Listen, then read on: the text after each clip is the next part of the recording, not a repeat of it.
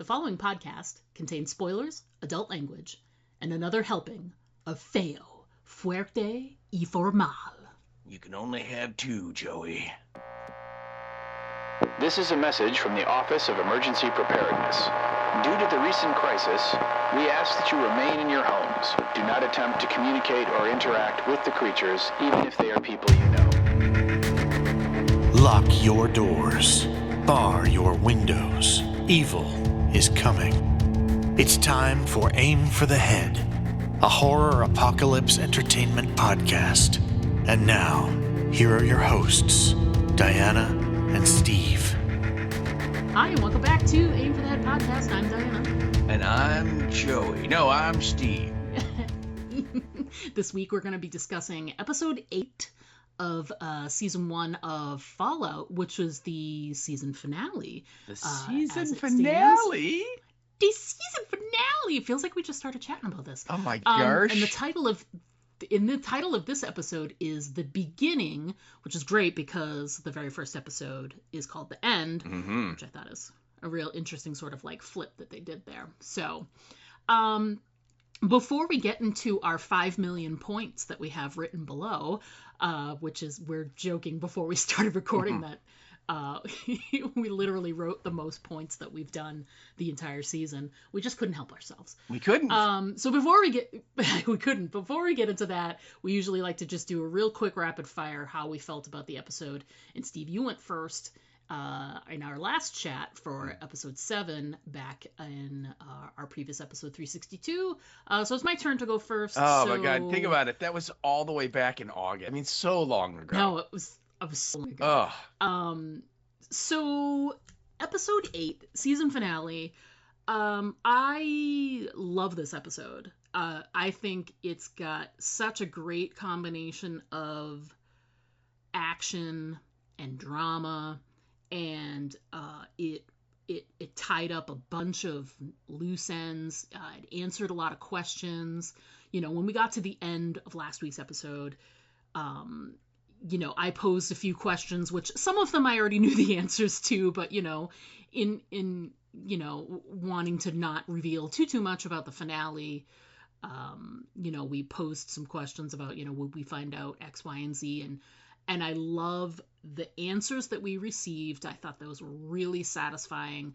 Still have a couple of questions, but maybe those will be resolved in season 2. But all in all, really great action, great drama, great interactions with the characters. And I love the ending. It's a really great, like, way to sort of transition into season 2, the ending there. So I just, overall, just really, really, really like this episode. How about you? How did you feel about the beginning? It was okay. Mets and Mets. Yeah, no, I mean, I agree a lot with what you said. It's just a lot of fun. They do a real good job of really, you know, tying up all of the threads, and right. At the same time, you know, you could tell they went into this fairly confident they were coming back for season 2, you know, because they clearly have a lot of, you know, irons in the fire for, you know, future plot lines for next season already. You know, they were doing that last year already. So, right. and like you said, at the end of it's totally ready. You're ready to jump into season 2. You know exactly where the story is going to lead you. You know, where now next season there's going to be really the 2 threads initially, which is the ghoul, you know, / Coop, and Lucy, or Goosey as she sometimes goes by, you know, out in the wasteland looking for her father, and then we have Maximus, you know, being part of the new brotherhood, whatever that's gonna look like. And right. And, you know, is he stuck there, or is he going to try and, you know, leave to go, you know, hook up with Goosey again? But yeah, and like you said, so many great fun moments in this episode. You know, a lot of great visual references. There's a bunch of, you know, video game stuff that I, you know, was really excited with. I'm like, wait, I recognize that. I recognize that, and yeah, so it's going to be real fun to see next season when they do go to New Vegas. How much are they going to nail that video game? Which Mhm. it was a whole setting. We'll see how much of that they are going to include. So yeah, I love this episode too, and just like you, I'm it's funny because for the longest time it was season 2 was kind of just this conceptual thing that I knew it was coming out, but it was at some point, like Right. in the future it'll be out whenever. But I mean, now we're literally we're like 8-10 weeks away Right. from it Which is coming great. out. Yeah, and so it's really Yeah. great because now because watching the season, it got me all revved up and excited about Fallout, and now I'm like, yeah, I'm ready for season 2, and now we don't have to wait that long. So yeah, it's gonna I be know. really great. So yeah, I'm right there with you. Yeah. I really enjoyed it. I think if I were to like rank my favorite episodes, this would be very close to the top. I still think. Hmm. There was an episode there, either 3 or 4, that I really thought did the best job of capturing the essence of the game from a video Hmm. game player standpoint. But this one, just from a story standpoint, I thought was really wonderfully well done. Yeah. And I think too, one of the things I liked about it too, story wise, and kudos to the writers, is I like that it didn't feel like it was fan servicey. You know what I mean? Like a lot of times when there's a finale and there are loose ends that are tied up, you can sort of feel like, oh, that feels like it's, that's for the fans as opposed to servicing the plot. And I didn't feel that way. Some of the you know some of the things were a little tied up, a little like, oh, that's convenient, like some of the stuff with the mom, but I think it was still kind of earned. It wasn't, I didn't feel like anything was unearned, you know Hmm. going into this. So it was great. And like you said, yes, I'm very excited. What's great is when we decided to start covering this, there was no release date set. So I it was know. while we've been covering this that they said December. So I just think, just like you said, going into the finale knowing that, like, any question that we have, we're, like you said, we're only about 10 weeks away from getting those questions possibly answered in the season 2. So I'm, yeah, very, very excited. So, and we hope you guys all are too. I December will be know. here before you know it, man. So yeah. All right. Well, let's get into some of the details of the episode. First off, we're gonna remind you of what the plot is. It's a little scant for this episode, and then we'll get into the writers/directors of episode 8. So, Steve, why don't we go ahead and get started there? Yeah, okay. And yeah, you're right. I think the people who write these 2 sentence descriptions, they kind of looked at it and go, yeah, we really can't say much about this because it would be too spoilery, you know. So Absolutely. Yeah, so yes, absolutely. so they kind of just went a totally different direction where it's sort of like I read the description and I'm like, are they talking about this show? Because it's like real vague, and you know what I mean. I'll read it and you guys can judge for yourself. But yeah, it's something. All right, so Oh yeah. again, as we said, this is the show, the Amazon Prime show Fallout, and it's episode 1.8, The Beginning, and it is also the season finale. And the description that we have, here it comes. 200 years have passed since the beginning of the apocalypse. Leaving the atomic shelter that protected them will pave the way to an unknown world that will unleash a war for survival. And if that doesn't exactly describe everything that happened in this episode, I don't know what to tell you. Yeah.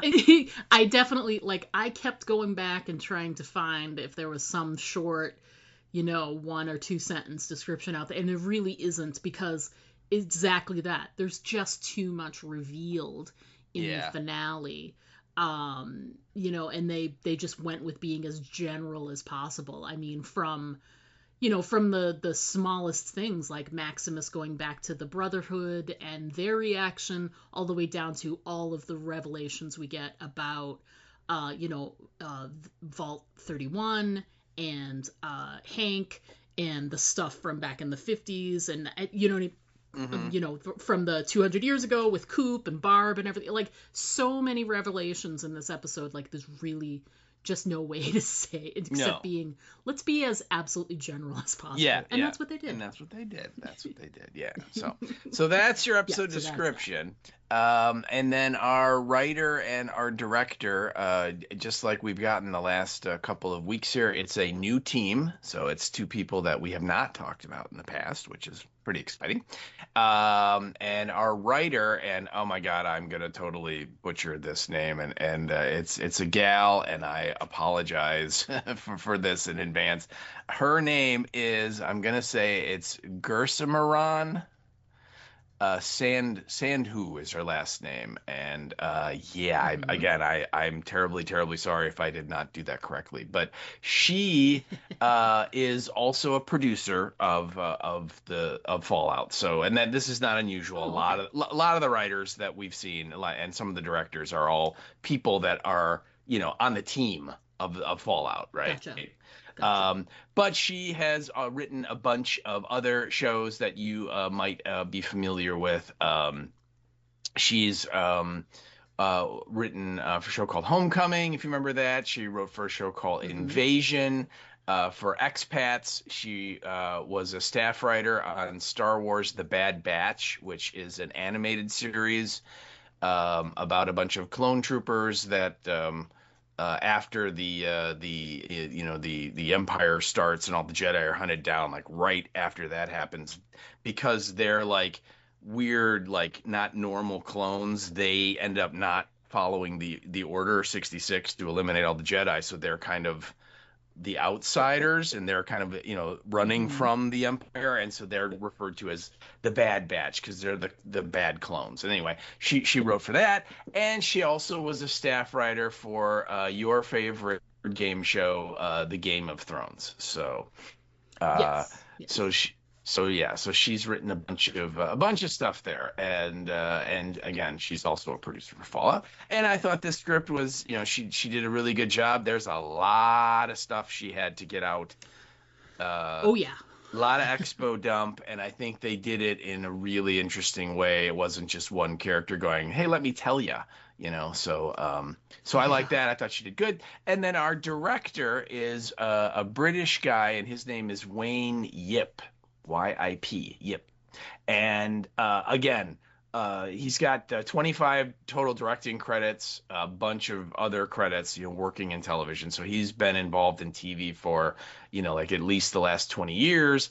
And his credits include directing episodes of the TV series Lord of the Rings of Power, episodes of The Wheel of Time, of the Treadstone Show, which is the Jason Bourne thing. Episodes of the show Doom Patrol. If you guys ever watched that, it's a DC superhero show, but it's you got to see it. It's great. Brendan Fraser is in it, and Timothy Dalton was in it for a while. It's really a fun show. It's on HBO Max, I believe. As well as, if you remember the AMC show Into the Badlands. Which was one of the most hated show on AMC. Oh yeah, right. It was one of those shows that was not very good, but they put it like in between Walking Dead and Talking Dead, so people would watch it. God. Terrible tactics. Yeah. And then he also directed episodes of Doctor Who in the most recent revival of Doctor Who, and also he directed episodes of Preacher. So. Nice. So yeah, and again, like I said, there's a bunch of other credits. He has like at least 25 other shows that he directed an episode of here or there. So lots of experience. And again, I thought, he did really well. I liked a lot of the way he framed stuff. There's definitely a couple of little movie homages in this episode. where they kind of, Mm-hmm. do the nudge, nudge, wink, wink, you see what we're doing here thing. And I thought a Yeah. lot of it was great. So yeah, I have no complaints. I think overall the writing on the show was great and the directing on the show was great. I mean, it was certainly not a weak link in the chain of making good Right. TV. So Yeah. yeah, the whole season, I thought everybody they had in their writers and their directors were all great. Oh So yeah. that's Oh it. yeah. That's your writer and your Yeah. director. And that's all we have to talk about tonight, everybody. So So good we'll night. see you next week. So the cold open, this was one of the longer cold opens before we get the title card flash. And when we said there was a lot of things to discuss, yes, they probably knew they had the renewal, but there's still, like we've said, a lot of knots to tie up. So there's literally 3 storylines in the cold open. We Mm-hmm. have Maximus and his return to the Brotherhood, and you have Lucy arriving at the oh god, what is that? The The Griffith Observatory. yeah, the observatory. I kept wanting to go Getty Museum, and I'm like, no, that's another place in LA. So Lucy arriving at the observatory, and we also get a peek at some Coop and Barb stuff from the 200 years ago timeline. So that's a lot of stuff to sort of cover, to sort of like suck you in to like, ooh, we're starting this episode. But I still, like we've been saying, I still say they served each storyline really well. So our first glance is at the Maximus storyline, and there's some really great stuff with his return to the Brotherhood, starting with like that really awkward flight back to the group, where he's just like, I'm gonna do anything but look right in the eyes of the other knights that are on this flight with me, because man, you can tell like there's a lot of judgment going on that flight. And then when he gets there and has his meeting with the higher ups of the Brotherhood, including the Quintus, which I think he's like elder. Mm-hmm. He's called like the elder cleric or something. It there's a lot of different levels there. It goes from they're very skeptical, then they're accusatory, then he's trying to get out of being summarily assassinated right there. Mm-hmm. And then it transitions to talking with Quintus in private about the future of the Brotherhood. So there's, I mean, just in that section there's so much to cover. Some things that really stood out for me in that whole section is I really liked when Dane spoke up and said, I'm the one that injured myself. It was me that did it. Mm-hmm. And Quintus's reaction, I loved his quote where he said, "Such a display of loyalty. Don't see that much anymore." So I thought there was a really interesting sort of take on the state of the world. Plus, it sort of belies, he's going to talk with Maximus pretty shortly about the state of the Brotherhood as well. Mm-hmm. So he's sort of already in like a negative Nelly kind of place to be. So that's a really great line from him. You included a couple of really, really great lines from Quintus as well, from that same those same scenes. So let's talk about your stuff you included. Okay. Yeah, he when they first bring him, Maximus in front of Quintus, right? They land the vertebrate and they come out. The first thing he looks at him, he's like, "You're wearing like the knight's red tunic," which is not what he went out with, right? He went out in the squire's outfit, so Sure Lucy got some splaining to do, and so So he asks, and you're right in that, like, I mean, the whole Brotherhood is like around him watching. This is not like behind closed doors meeting, kind of in private, and Right. he's like, Quintus goes, how did Titus die? And Maximus just goes, he died running. Which again, that's more of the, and you can see, I think Quintus even like shakes his head a little bit. He's Hmm. just disappointed with the, like I said, the state of the Brotherhood. Yeah. He's just not happy with how No, things have been going lately, and this just right. sort of adds to that. Yeah, and it kind of leads into your quote because, he brings up the fact that, well, this is the second member of the Brotherhood that you were, was in your charge that, has gotten injured, Right. referencing Dane with like the weird, razor blade in her boot thing that she, Yeah. obviously like, ripped her foot apart trying to put her shoe on type thing. And so, yeah, I mean, literally, they're just going to execute him. And finally, just before they, shoot him, finally, Dane speaks up and says, actually, I injured myself.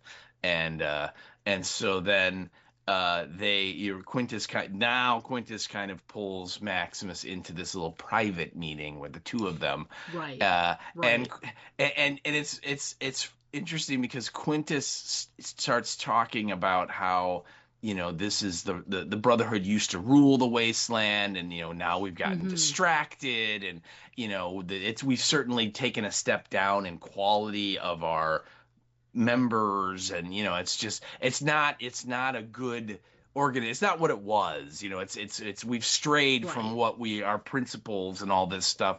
And uh um and of course, one of the things that Maximus was saying right when they were going to shoot him is like, "Don't shoot me. I can take you to the head. I can lead you to the real head." Because they examined the head that he brought, and they're like, "Yeah, there's no relic in here." So they know he's full of Yeah. shit, and so Right. he's like, I can take you to the head." And so Quintus goes, "If what you say is true, and you can lead us to the relic, then together, you and we will take power, and with it, we will start a new brotherhood, with me as its Mm-hmm. head and the likes of you as its sword." And it's just really, I thought it was really interesting because here he talks about how corrupt the brotherhood has gotten, and it's not, it's whatever its original ideals were, they're not living up to them, and yet Yeah. he's like, "But you know what? We're just going to start a new one where I can make all the decisions." you know, It and feels kind of suspect there. it really does. It's like you're no better than anybody else then, So, Right. but I thought it was a real fun scene, and of course this gives Maximus his reprieve, and now he is, going to be able to go find Lucy, which is what he wants anyway, and that leads us, I think, um to your next quote, or one of your quotes, which is Oh yeah. he meets, they're gearing up, they're all getting their guns and ammo and knives and backpacks and all that stuff, and he meets Dane, and he first of all, he's like, "You're going," Dane's like packing up to go out too, and he's like, "They're making you go out too," and she's like, "Yeah, the punishment for lying." And he then Yeah. tells her, "I met someone, and we're going to run away, and we're going to live in a vault where she lives, and it's going to be safe, and it's going to be wonderful." And Dane just kind of lays some truth on him, I thought. And I know I didn't write the line up because you did. So, Oh, he's like, it's a vault and it's safe and whatever, and Dane's response is, "There's nowhere safe, Max, and there's no leaving. I wish there was." yeah, and yeah, and it's great because it's like, up until now, Dane has felt like, true believer and all of that, and you sort of get a glimpse into the life of, the the knights and the squires, and are they really happy doing what they're doing, or is it just a means to be able to survive out in the wasteland, yeah, yeah. which is Well, what it seems like. So and you really get a sense that, particularly for the squires, it's brutal. and Oh God, yeah. at least the knights have, the armor, as defective as the ghoul is going to point out it is in about 35 Right. 40 minutes, it's still better than running around wearing just a tunic. Yeah, no kidding. But I kind of jumped ahead a little bit because we don't go straight to that quote. But yeah, Right. I really did. I like the Quintus Maximus stuff. And if you notice, Maximus never really agrees to his plan, right? He never says I'm in, and No. yeah, he just sort of is No. taking it all in. And then I think Quintus goes on to say something like, you always wanted a home, and we can build one together, or build one with Right. me, or something like that. And so again, Yeah. he's kind of emphasizing this, if we get this relic, if we get the cold fusion, and we have Mhm. that power, that tech, we can rebuild the world. We can start over. We can, remake the Brotherhood, but now we get to be in charge, and we can make it a better place. If again, Right.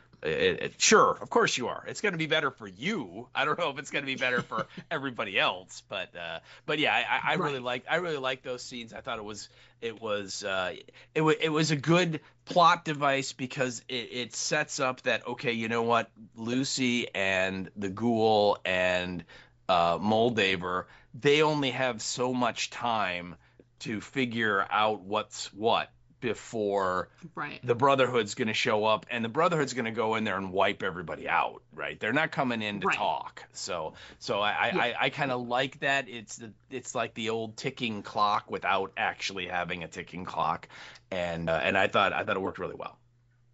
Yeah. I think too, one of the great things that sort of, as soon as Quintus makes that offer to Maximus, what's interesting is that prior to meeting Lucy, he would have jumped all over that and been like, absolutely, I'm committed to the cause. I'm committed to doing this. It's the only thing I want. And the things that Quintus says, he wants a new home because he lost his original home. So you feel like in a previous timeline, Maximus would have been all about it. But now that he's met Lucy, this is the last thing that he wants. He doesn't want to be with the Brotherhood at all. He wants Right. to leave and run away and be with her and be someplace safe. So, and he's tired of the, it's just war all the time, which is interesting because his feelings about being in the Brotherhood and the, his image of the relative safety of the vaults, it mirrors the stuff that Barb was saying about, war is always war, and the vaults will be the safest place to be. So it's interesting that sort of argument was going on in the background, and here's Maximus that's trying to say, yes, I want to get in there That's and right. stop fighting because Yeah. it's not for me anymore. Right. Yeah, so after the Maximus scene, as I was saying, then we move to Lucy. To Lucy, right, who, right. Yeah, Lucy Goosey, who arrives at the observatory, and it's great because she gets there, she looks up and sees she's there, she looks down at her Pip-Boy, and it pops up, you've reached your destination. Yep, thumbs up. You get a So, little dude yeah, gives so a thumb up. Thumbs up, your GPS worked appropriately. So yeah, I like that. And what's great is you're going to talk a little bit about some of the setting of the gate as well, but I like that the minute you walked through the gate of the observatory, one of the very first things, first of all, there's crops, which that's not what you're expecting as soon as you come in. They're, first they've got these 2 fields of corn, and then people are walking on with all kinds of produce. So clearly they have been able to figure out how to grow food in, this post-apocalyptic wasteland, which is very helpful. But one of the first things is you see that there's a ghoul there that reacts and says, oh, there she is. That's her. It's her. And I didn't recognize him at first, the first viewing, and then I went back and I went slow and I was like, what's that? And then it hit me that he's the ghoul Thank you. from the Super Duper Mart. Yeah. Who he's the one who when she let them all go, he came back and said, thank you, and then kept, so I thought that was a really nice sort of like a wrap up of that little relationship there. It's a really great callback to that episode where I think when she let them go, she was thinking it wasn't the right idea because of the reaction of the one ghoul that attacked her. She probably was feeling like, oh, maybe this wasn't the best idea. I've now unleashed a bunch of ghouls on the wasteland. But this one guy is showing that he made it to these rebels, that he's living a life with, produce and it looks like some type of life of purpose. Mm-hmm. And she's the reason that happened. So it was this great sort of like, she walks in and one of the first things she's greeted with is this person who she's responsible for them being there. And it's great because the way his reaction was when he's like, oh, that's her, that he has already told everybody there in Moldaver's group about this really nice girl who let all of them go. She's really sweet and very kind, and then she just opened the doors and she made those guys let us go free, and she's great. And so they all probably have this, at least some kind of positive opinion of her as she's walking through. So yeah, I thought that was really interesting. Yeah, I thought it was interesting too that you're right. When she first comes in, there's the cornfields, and it's an identical looking setup to what she has in the vault. Yep, absolutely. With the cornfield in the big field, and as we're gonna come to learn here in a little while, clearly she has memories of her mom, which she thought were in the vault when they're in the cornfield. Yes. Yeah. And now, because you see the way that Moldaver has set up this base, this settlement, and you have to assume that it's modeled a little the city Shady Waters or whatever it was called that got destroyed. Shady Sands, that's it. That it was probably a similar setup there. And so then once you learn the story of Lucy and Lucy's mom and Moldaver and what happened, I started to question some of the memories that Lucy has had, the little flashbacky moments.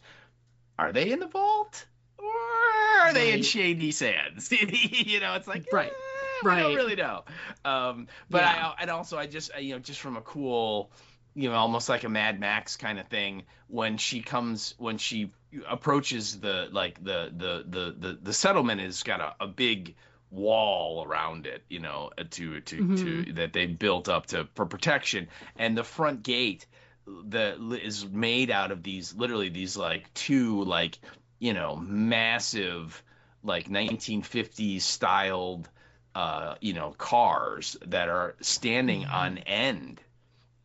Like their headlights are in the ground and they're sticking up like a tombstone, and they're like these retro 50 looking cars with the fins and all of that kind of style that the 50s had, and they're literally the gate that opens between them, and it's straight out of Mad Max. It's something you would see in any kind of apocalyptic thing, and it's wonderful, and you're just like, although I'm like, why would they take the time to stick those things up on end? You know what I mean? Like, when they could have just built something. But whatever, it looks great, and I'm sure that was the argument from the people who proposed it. They're like, yeah, but it'll look amazing. And they're like, yeah, it'll take really a long time to do. Yeah, but it's gonna look amazing. And they're like, fine, so.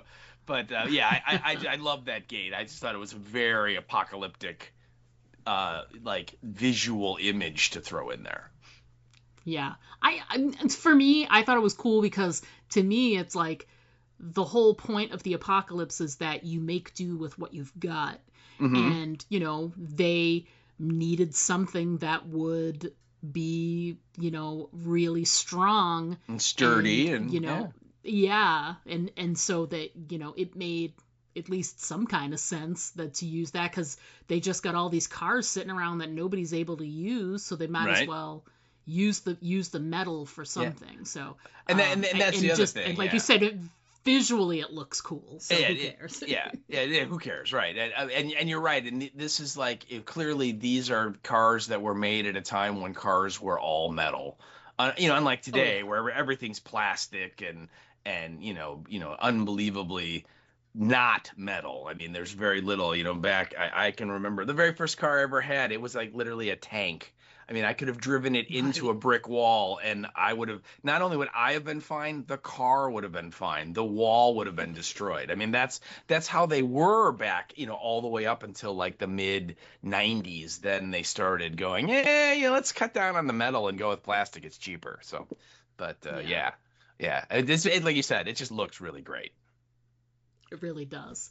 And then we do get a short scene with Coop and Barb, but we can get into more. Yeah, exactly, and we can get into some more detail about that when we do some more of the Coop scene.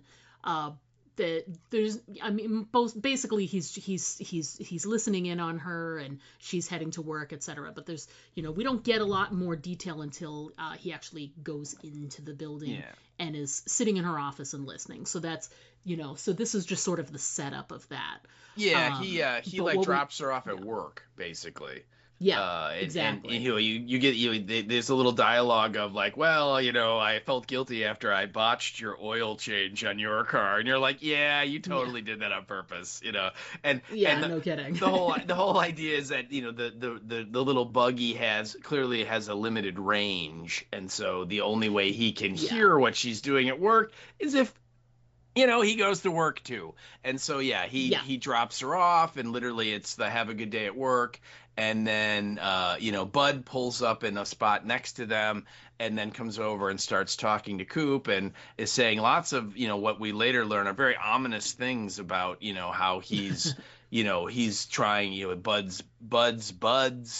And he's gonna the way to win in capitalism is to outlast your opponent. You don't try and defeat them. You just try and survive longer than all the and he's Coop's taking it in and we're taking it in, and it's kind of you're thinking he's talking in metaphor, but later we find out no, he's talking literally. He's basically saying, we have to find a way to have people that run this company live a long time. So, but you're right. It's a very short scene, and then they go into the office, and then he stays out in the car, and he finds out that you know what, I'm still not close enough. And so I'm gonna have to go in. But that you're right. That just kind of it's a real quick scene, and it's just a setup for what is to come in a few minutes. So right. And so after that we get the title card. Yes. Which is great. We both had two different reactions to it, mostly because you have experience with the game and I don't. But for me, it just looked like the opening of a TV show. It's like got the same kind of it looks like the test pattern and the just the black and white, and it looked a lot like the start of an old school TV show. But your reaction was different because of the game. So yes, and it is it's straight out of the game, particularly Fallout 4. Every time you start Fallout 4, when you put the disc in your PlayStation or whatever and you start the game up, the very first screen you get to is that kind of like you said, a television show from like the 50s kind of test pattern card, and it's got the little crosses in the corners and stuff, and it's got all kinds of little writing and weird, like it's like a test screen that a technician would want to see in order to make sure the equipment's running properly. And and in the middle of it, I believe on the game, it instead of say like here, it just says it has the Fallout logo that we've seen in every episode. But in the game, I believe it has the Vault Tech, and it's almost like the vault door, which is the door with the teeth, that so it can roll when it opens. And so it shows that, and then it takes a second as the game is loading up, and it's getting ready to go. And once it starts, then literally,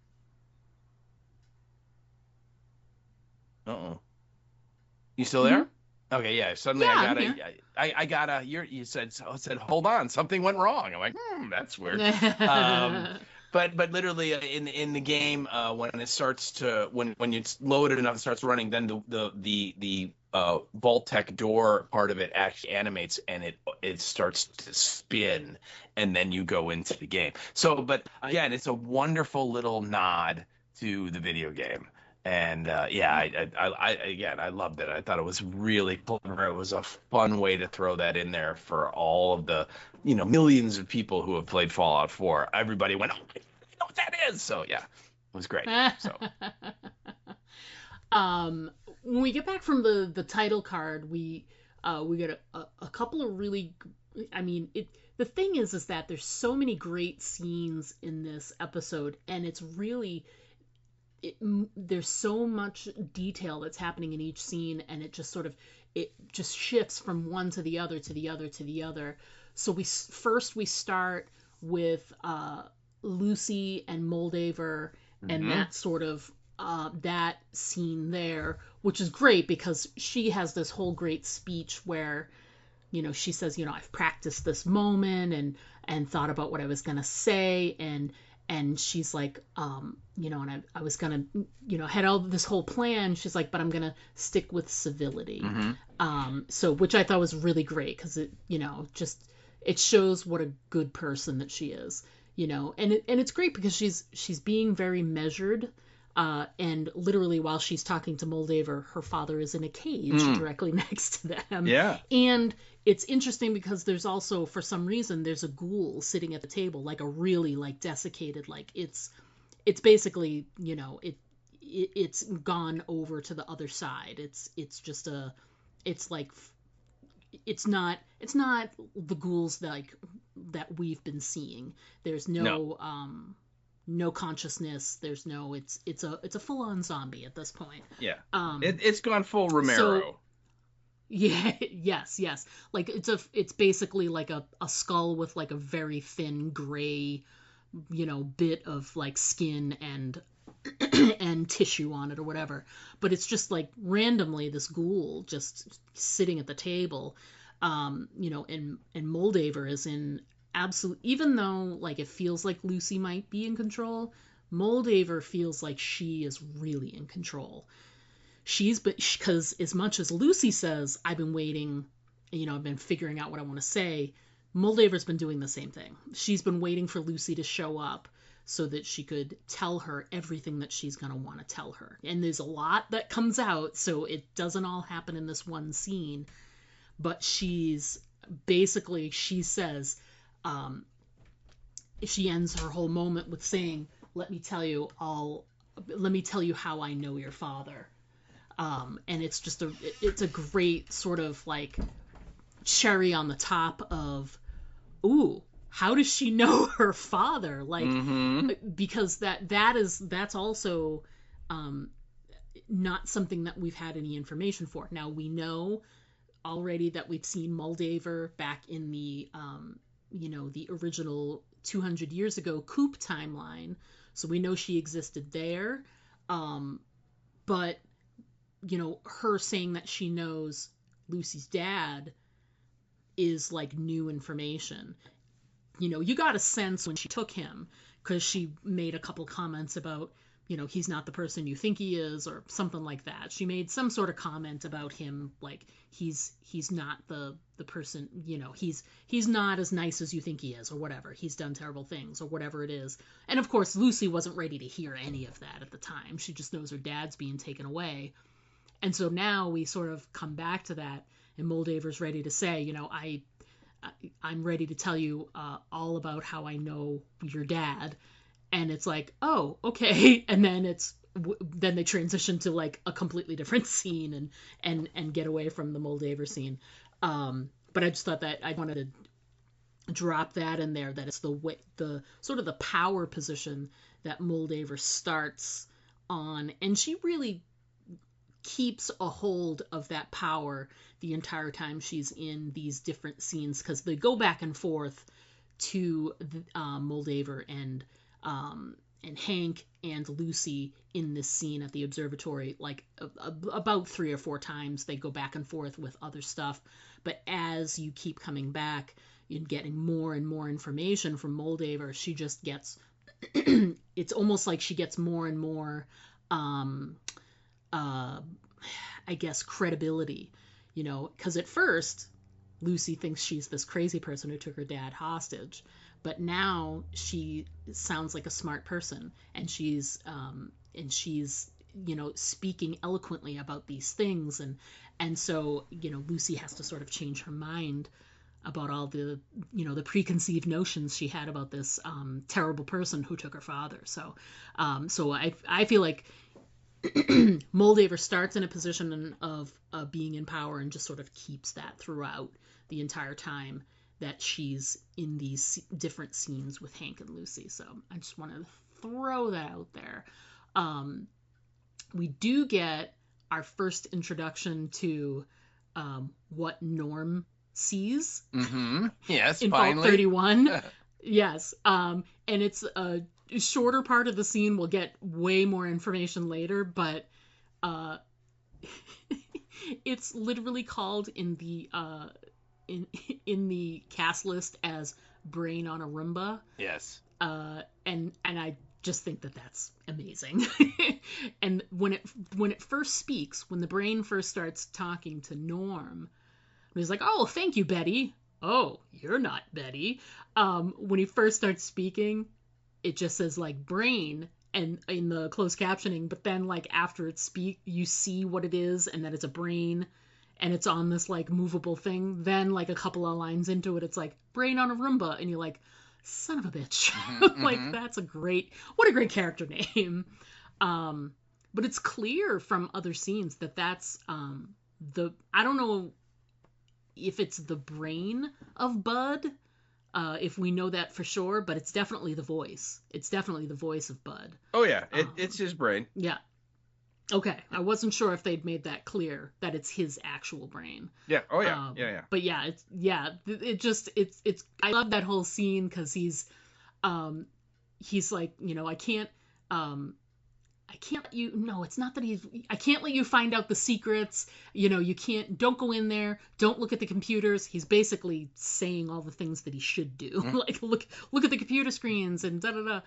And he like brings out this syringe and is trying to like get Norm, and Norm is easily moving aside. Oh yeah. And he's like, "Oh, if you could just stand still, please." Well, Norm is standing there, and like the Roomba guy like just goes, you know, "I have to sedate you," and then he like drives right past him into the wall, and he's like, "Oh, sorry." Yeah, he's not very coordinated. That is very obvious. Yeah, and he's trying to like get Norm, and he's like, Norm isn't cooperating. Mm-hmm. He's like, "If you could just stand still so I could do this," and he won't do it. And he's like, and I love the line was like, "This is conflict resolution 101. Yeah.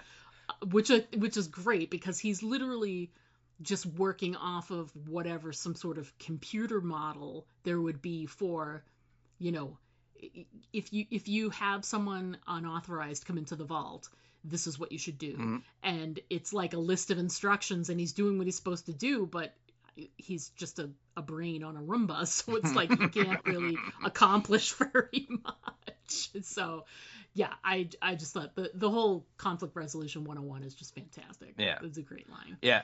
I wonder if it is a little foreshadowing on the show's part, that when Coop and his wife pull up in their car and they are having their little scene, and then Bud shows up. Bud's driving this teeny tiny little like Mini Cooper like car, and I'm wondering if that's a little foreshadowing of what his ultimate fate's gonna be, that he's gonna be literally on like this little teeny Roomba as just a brain driving around. I don't know. I never thought of that, but that's hilarious. I really hope that that's what they meant with that. I hope so. Yeah. Yeah. It's just... Yeah. So speaking of Bud, when we transition out of Norm's scene, we get a couple of really great moments, which is basically, you know, Coop is brought to Barb's office, and he's sitting there, And he's basically making a play for like, oh, I'll just wait until she's done with her meeting, when really he's just trying to be within range so he can listen in. So he's listening in the office, and we get the whole scene of the meeting that Barb is in. And it's, I mean, I would say, other than like some of the revelations that Moldaver makes, I'd say that this is the most impactful, oh my God, secrets moment of the episode. You know, we finally hear pretty much, they lay it all out on the table, Vault-Tec, that they're, you know, what their goal is, that it's all about money. And it's all about, you know, positioning themselves to survive this, you know, the impending apocalypse, so that they will rule the earth pretty much when everything is wiped out. And it's just these great moments of you know, it's very capitalistic in that meeting. There's all these different like sort of heads of the different companies that Vault-Tec sort of partners with, and they're all just speaking from a place of what's in it for me, and it's just it's terrible, this whole thing. And you know, and Coop is listening to the whole thing and is just like dumbfounded at, you know, Coop in that moment is us listening. You know, he's the audience listening in, and can't believe what he's hearing, that they would go to such lengths to be able to be in control. And it's great. You have a couple of moments that you know that you included from there that I want to touch on them, and then I'll get to my stuff. So why don't you chat about some of your stuff with the little board meeting we had there? Okay. Well, you know, first off, when we get Coop, you know, waiting in outside of Betty's office, or outside of Barb's office, we find out that Barb's secretary is Betty, who is overseer of Vault 33. Yeah. So we're like, oh no, you know. Now they did not de-age Leslie Uggams for that scene. They actually cast another actor to play the younger version of her. But she, of course, while he's waiting, she's like, hey, you know, Barb has this new person on the team who is a huge fan. And, you know, it would mean the world to him if, you know, he could meet you, because he talks about you all the time. It's this guy, Henry. And so, of course, Coop is in, you know, in you know, his his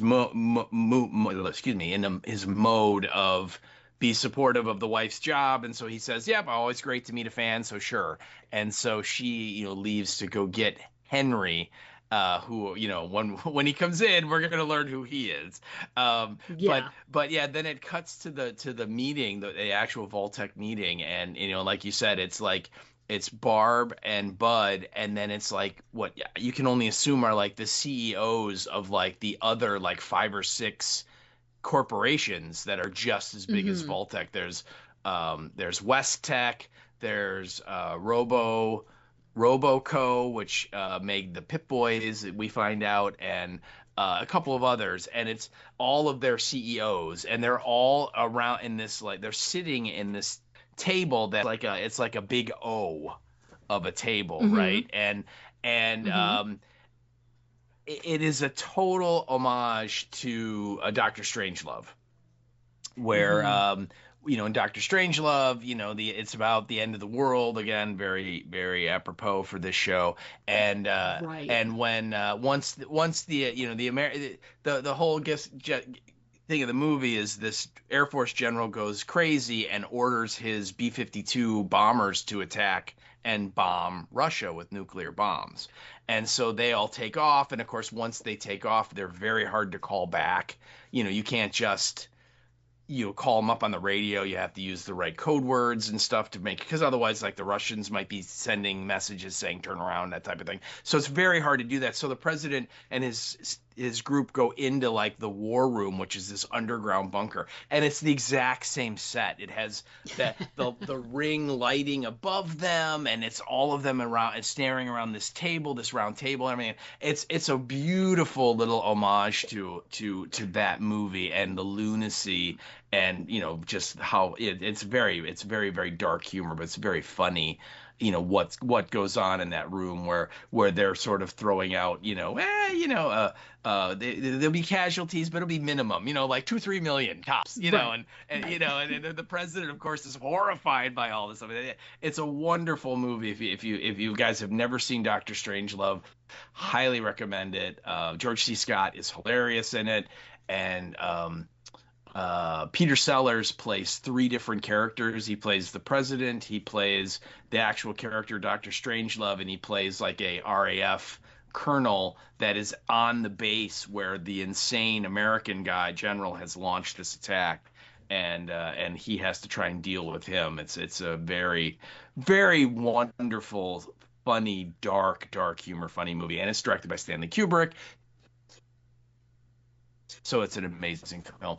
But anyway, this clearly that war room where literally, the end of the world unfolds in Doctor Strangelove, and here we're seeing all of these executive CEO type people sitting around just kind of casually discussing ending the world just so they can make money. Yeah. It's pretty. It's one of those things where it's like it's not unexpected based on how you feel about like big, huge conglomerates and companies like that, but there's still a shocking element to it where it's just they're so bold faced about it when they come right out and say certain things.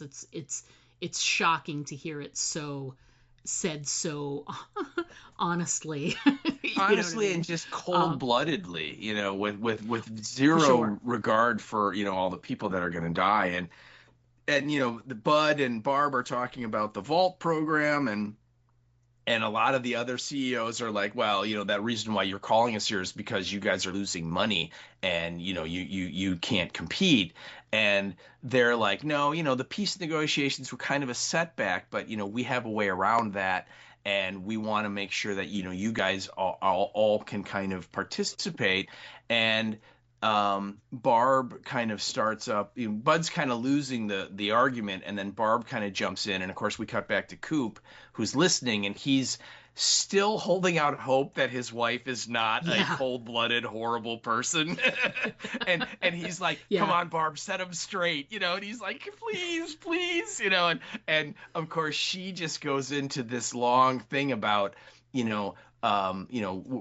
the nuclear apocalypse is it's unavoidable, it's gonna happen, and so we're already planning for life afterwards, and we have these vaults, and Bud has this great idea for 3 vaults, which clearly is 31, 32, and 33, and she goes, but we have over 100 vaults in America, more than enough to give each of you a handful of them, and you guys can do whatever you want with them, and we'll see who will win, who will come up with the best way to make people survive in the vaults, so that once the world is ready to be repopulated, we can, we'll make it. And doesn't one of the CEOs even point out that, like, you put rats in a trap long enough, after a while they eat each other, and how do you know anybody in the vaults are going to live? And that's why they're kind of rationalizing why they're going to do these kind of crazy experiments like we found in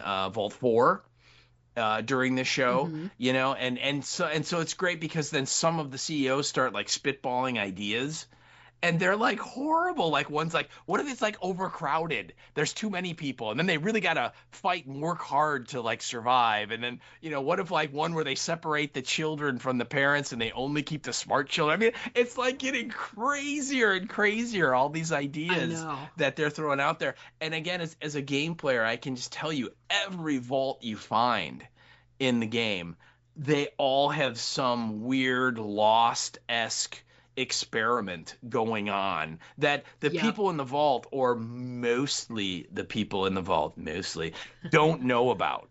There might be like Right. one person there, like the overseer might be clued in, but a lot of times even the overseers don't know what the weird ass experiment is that's going on. I mean, it's crazy, and it's super fun to kind of see what's going on. Like, oh my God, this was their experiment in this small, And I think I've told you, there's one vault out there you find where like literally there were 100 people in the vault, and there was 99 men and one woman.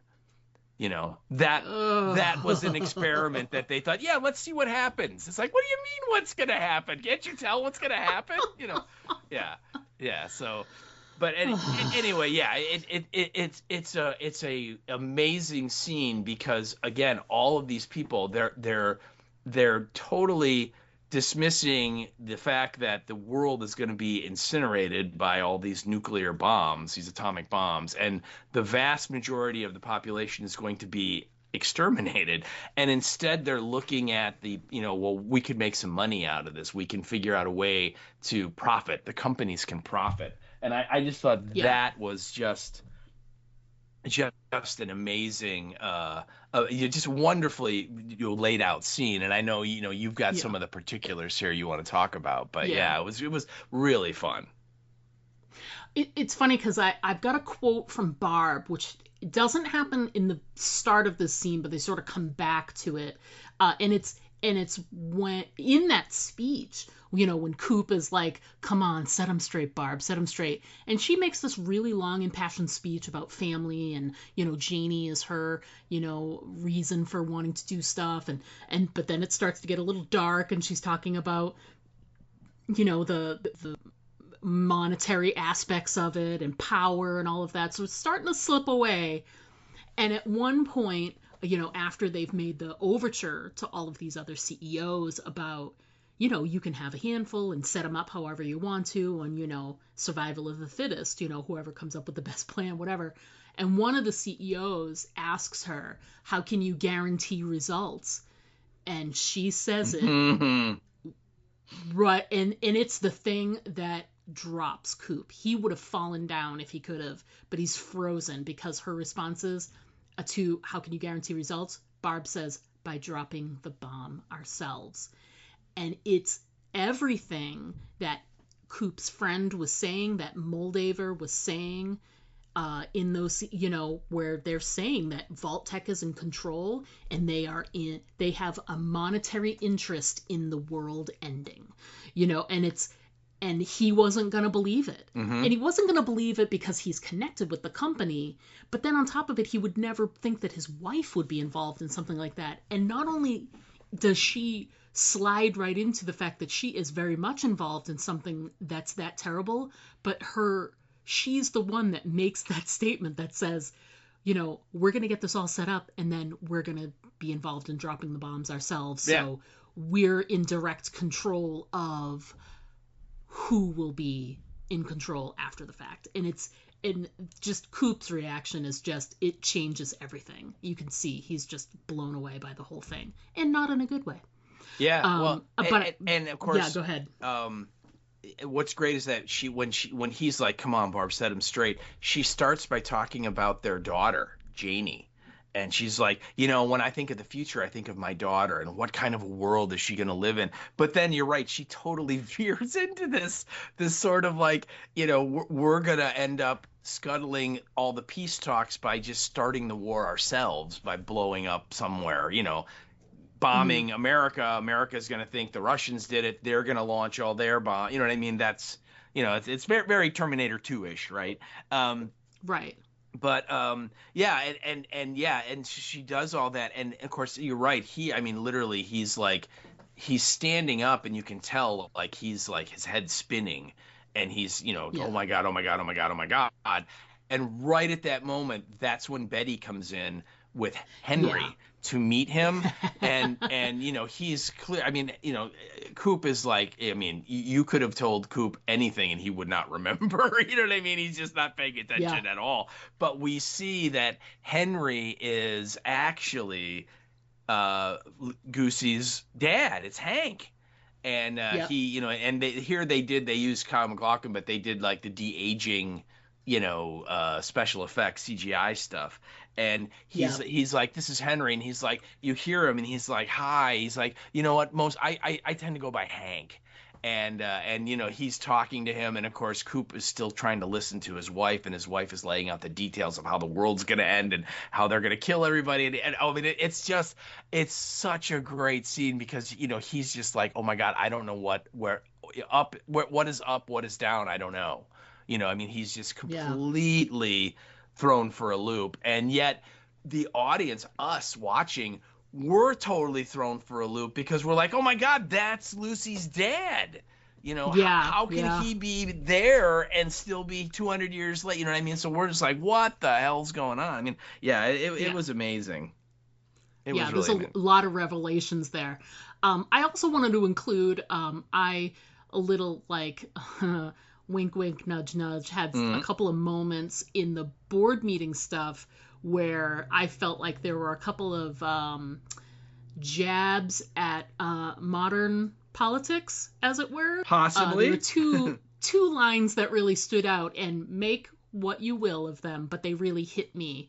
There's one line where either Bud or Barb said something about, this is what makes America great. And I'm like, holy shit. This is what makes America great. Lovely. But I thought the best was when the CEOs were all like ribbing each other, and you know, one guy is, you know, sounds like you know, he's not sold or whatever, and one of the other guys gives him some crap and basically says, you could lose money running a casino. And I thought those were a little on the nose for, you know, somebody prominently placed in our current political, you know, who would that be? I don't know. I really don't. But take what you will from that. But those two lines, and I'm sure there were a couple more, but those two lines in particular just hit me, and I was like, huh, how about that? What are we saying here? Especially if you look at the timing of when this was released. It really was like leading, you know, you figure they were probably writing, producing, and putting this together in like 22, 23 is when that was probably filming, because it released in 24. So you got to think that, you know, politics is definitely influencing. Oh yeah. You know, even the current day politics, you know, bled its way into there. So I noticed those scenes, those two lines. I just wanted to throw them out there and see if other people sort of agreed with me that sort of went there. So So then, so we're getting these revelations. You know, your brain is really trying to catch up, and then we get like a fantastic revelation in Vault 31. We go back to Norm and the Brain Roomba, and you know, the Brain Roomba is basically like, you know, don't stop where you're going. You can't go look there. Don't look at the computers. Don't go in that other room. And he's basically like, okay, basically I'm just gonna walk over here and press the buttons on the computers and whatever. And he hits a switch and like some lights come on, and then you are shown like straight out of the Matrix a whole bunch of all these like cryogenic tubes. You know, it's like the Matrix / Aliens all at the same time, with these like sort of, you know, chambers. And they're a lot like the ones that we saw in Vault number 4 or whatever it was, where Lucy and Maximus were, where they were doing the experiments. The same kind of like sort of cryogenic sleep tubes, right? Yep. And basically, if I get this right, there are people that were involved in the putting together of the vaults, and namely people like Hank, etc., who were cryogenically put in there. And I would say, based on what Hank's age looks like right now, would you say that he probably slept for maybe quite a few years? Then they wake him up and bring him into one of the vaults, and he's, you know, basically what the Roomba is saying is that these are his buds. They're creating an elite group of executives that will be able to run the world when they're able to take over the earth, from, you know, once the wasteland is, you know, when it's safe to go up top, basically, that whole theory they had. And, and he, so basically all of these people that we know existed back in the 200 years ago, they were put into these sort of cryopods to gestate and very slowly. I mean, Hank has aged a little bit. Well, but only... Hank's been raising his daughter for 18, 19 years, and his son. So right. So he's aged from when we see him in the flashback till now when we see him in the present day. In the apocalyptic time. That's just normal aging. I mean, he's just aged the same amount that anybody would for those 20 years or whatever. So yeah. That you're not wrong. That's correct. And of course, Norm is like, well, what about the people in Vault 32 and 33? And the Roomba goes, well, they're just breeding stock. So that they were specifically selected people that we put into the vault that had good genes and all that. And the idea was like again, it's funny the way he says it. It's like they would mate with my buds to produce these super managers. So it's hilarious. And so first of all, doesn't that tell you that Stephanie had to be in the before time somewhere working for Vault-Tec, right? Yeah. So we haven't seen her yet, have we? No, not at all. And what's interesting is I was going to do this, but at one point when Norm brings up the computer screen, there's like a list of people there. And I was going to pause and see if I could, pinch and squeeze in on there, but I haven't done that yet. I'm sure that someone has some eagle-eyed, the internet always provides. Mm-hmm. And if it's not clear what the names are of all the people that are in those tubes currently, because it looks like most of them are full. Yeah. Then if you can't read it in this episode, I mean, we have to find out at some point all of the people that were in there. And you made a good point. We already know Betty appeared. Betty existed in that previous timeline by working with Barb, and then has aged the appropriate amount for the time she's been outside of like her little cryogenic tube there. Mm-hmm. But Stephanie came from Vault 31 as well. So does that mean that we're going to bump into her at some point? Yeah, right. It's got to be something. You know what? I looked at the screen there, and it's like a split screen, and one has the list of people that are still frozen, and that's a huge list. And then on the other side, it has like a list of people that have been, and I believe the word they use is reactivated.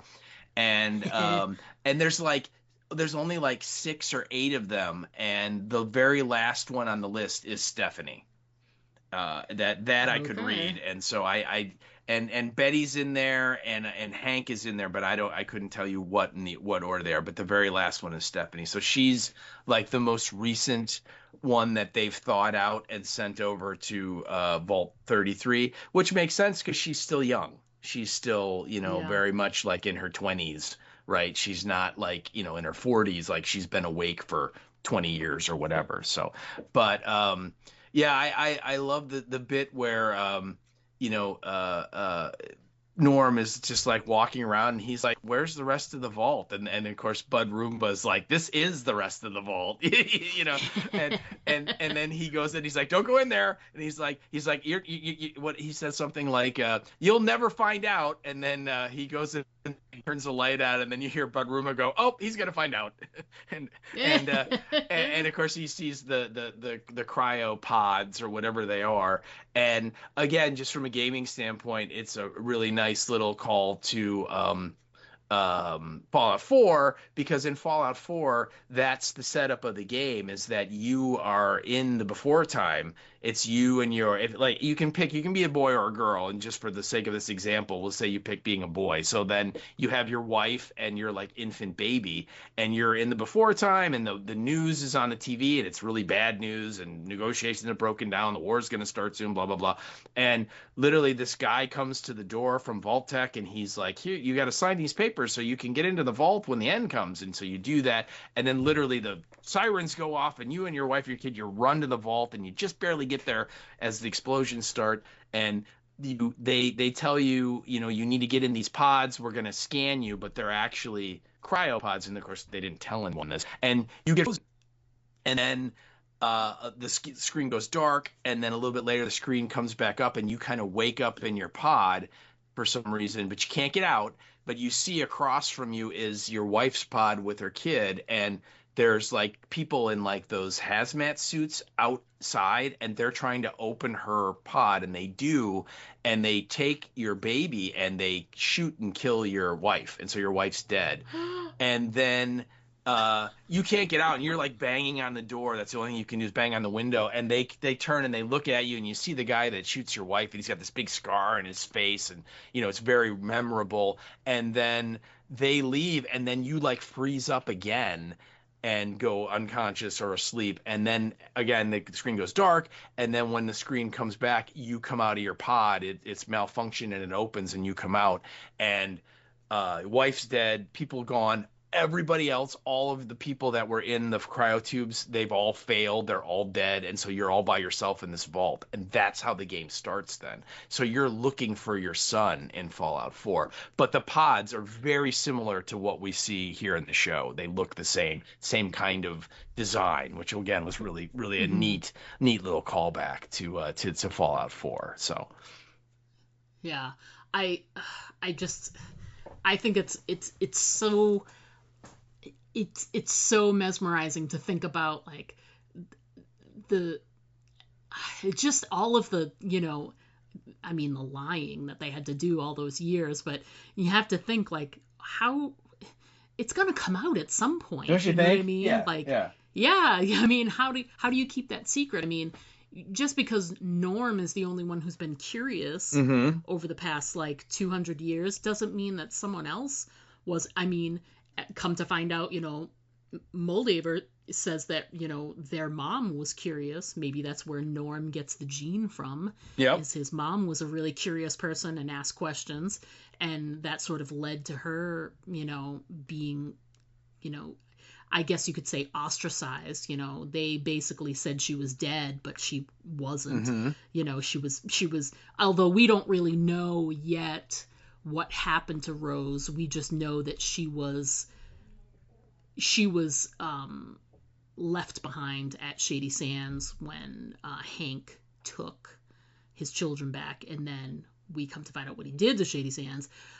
So you have to assume that she was injured in some way, or maybe killed in the ensuing thing. But yeah, her whole storyline is, her backstory that Moldaver gave was that she was curious as well, and started digging around and saw some inconsistencies and started poking holes and asking questions, which is exactly what Norm is doing. Right. So, like mother, like son. I think so, which yeah. is pretty cool. And Lucy is too, to a lesser extent. She's not. Lucy is much more accepting and willing to believe, what the people in charge tell her, whereas Norm is much more cynical and very skeptical of and everything. very much like, whatever, that's just the official message, and I don't think that's what's going on. Right. But and Moldaver kind of tells the story, that Rose discovered that someone was like siphoning water out of the vault, and that like gave her the idea that maybe there are people on the surface and that we should go up and look. And of course Hank gaslights her immediately. It's like, no, that can't be right. You got to, forget that. And just like Lucy, just like Norm, Rose figures out a way to get the vault door open and goes out and looks and finds out there's this whole settlement, and that's where she meets Moldaver, and she literally takes the kids with her and is like, basically finds out the vault is, all a lie, and is like, well, we're done. Right. We're leaving. And she probably also found out that, Hank kind of in on it, right? And has been lying this whole time to everyone. So she's like, you know what? A citizen's divorce, we're gone. And so then Hank goes and whether or not it was entirely personal. I get a very strong sense that he nukes Shady Sands Mm-hmm. because he's pissed at his wife. Oh, for sure. Yeah, Oh, you know what I mean? absolutely. Yeah, yeah, It's yeah. not Yeah. just a cold corporate decision of like, well, we can't let this settlement flourish. It's more of like, nope, you know what? I'm just gonna wipe this out because it took away my family, basically. Yeah. Um, Yeah. but yeah, and as far as what happened to her, I kind of get the sense, like my thought would be she was at Shady Sands when the bombs hit and the radiation turned her into a ghoul. Yeah, that's a You possibility know? too. And it's interesting because when Moldaver's telling the whole story to Lucy Hmm. and letting her know the fate of her mother, and she's like, "What happened?" She says the thing about Shady Sands, da da da, whatever, and she's like, "Well, what happened to my mother?" Moldaver doesn't say. She's like, "You know what I think, happened," yeah, and she's I'm like, I like, think "No, you we know. don't. Yeah. I think you should tell Yeah, us. it's I like, think you should please, tell us what happened." I need a flashback. Come on. Yeah, could you? I think the only question I mean, I have lots of questions that about the cryopods and the fact that they were you know alive in the 200-year ago timeline and are around now. My own the one we did raise questions about Stephanie. Yes, there's that too. But my other question is, um, how did Moldaver happen? Like, Yes. was she in one of the tubes as well? Um, or was she part of like an experiment in another one of the vaults? Yeah. See, Like was that's she in another tube in another vault somewhere and has been asleep for almost 200 years and woke up in time to start the Shady Sands you know group there. I don't know. I don't know what it is, but I feel like that's there were a lot of questions that were answered about the people existing in the two timelines. But I feel like hers still has some question marks. yeah. It's clearly she must have been in a cryotube somewhere, but whether she was in the one in Vault 31 or in another one in a different vault, we don't. I don't think we know that. But I hope that we find out a little bit more information about that in the coming seasons, whether it's this coming season or maybe sometime down the road. Who knows? Yeah. We'll see. Yeah. I mean, she clearly had to be, and again, she was a Vault-Tec employee, right? Because Mm-hmm. all of her research on cold fusion was bought out by Vault-Tec, so maybe she became one of Bud's buds because obviously she invented cold fusion. She's super smart, right? So a Yeah. good person you'd want to bring with you into the cryo future. Mm-hmm. But you're right. Somehow she got out of the vault, if that's true, and either started Shady Sands or went and discovered Shady, and went to live there. We there's so much we're not sure of. How did Right. she? I mean, we know she had to be frozen. We just, like you said, we just don't know. Did she have her own cryopod she set up somewhere, Mm-hmm. or was she part of a vault? So, whether it was in 31 or somewhere else, and we just, yeah, with the particulars haven't been laid out with her, and yeah, hopefully we'll get more. Although, the character is really not around anymore, so Mm-hmm. maybe we will never know. Maybe they'll never tell us. You'd have to think there's going to be more flashbacky stuff. There's going to be more Coop and his wife because, Right. one of the things we didn't really mention is that Barb is like looking at her Pip-Boy like something's up with this, and like the transmitter keeps turning on and I don't know where it's transmitting to, and Bud's like, oh, we can have the IT guys look at it. She's like, no, I'll fix it myself. But she's like she's like you know starting to figure out something's up, Yeah. that something's going Yeah. on that's not normal. And Mm-hmm. when they're in the meeting, there's this real quick Mm-hmm. scene where she is, someone else is talking and she's literally fiddling with her Pit Boy trying to figure out what's going on with it. And obviously what's going on with it is he's listening, that Coop bugged it, right? And it's Right. transmitting to that little earpiece. And she's kind of mucking with it and mucking with it, and then she looks up and there's a real quick shot of like the gallery, like above, like the balcony, and you see Yep. someone sitting in there, but it's in shadow, and you don't see what their face. You don't see if they're a boy or a girl. You see nothing, but there's somebody up there kind of taking in the whole meeting, and it's real quick. Mm-hmm. I mean, it is like a 2-second shot, and you wonder, who is that? Is that like a higher up vault tech guy or gal or what? We don't know. But I almost got the idea that when she looks up there and sees them, that she thinks, well, maybe they're listening in on the meeting this way or so. I don't know. But we'd be remiss if we didn't mention that, because I clearly, whoever that person is, I think they're gonna come into play next season. My feeling, like, I was confused by it. I'm like, who is it? Because at first they make it seem like that's Coop, but then it's clear he's in her office and is further away, and that's not him at all. It's someone else.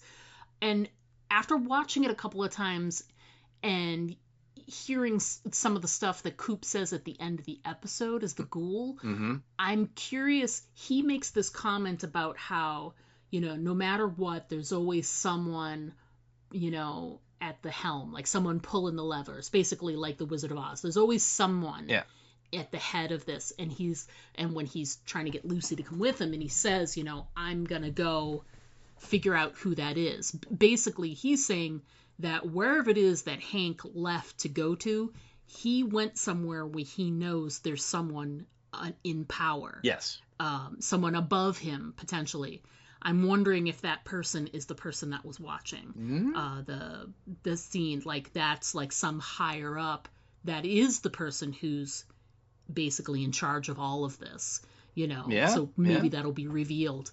That's a great little moment there too, because you think that she thinks it's you think that she's gonna figure out that it's Coop, but like you said, there's someone else watching, so she's probably thinking, oh, they're just listening in on the whole conversation. This is something different.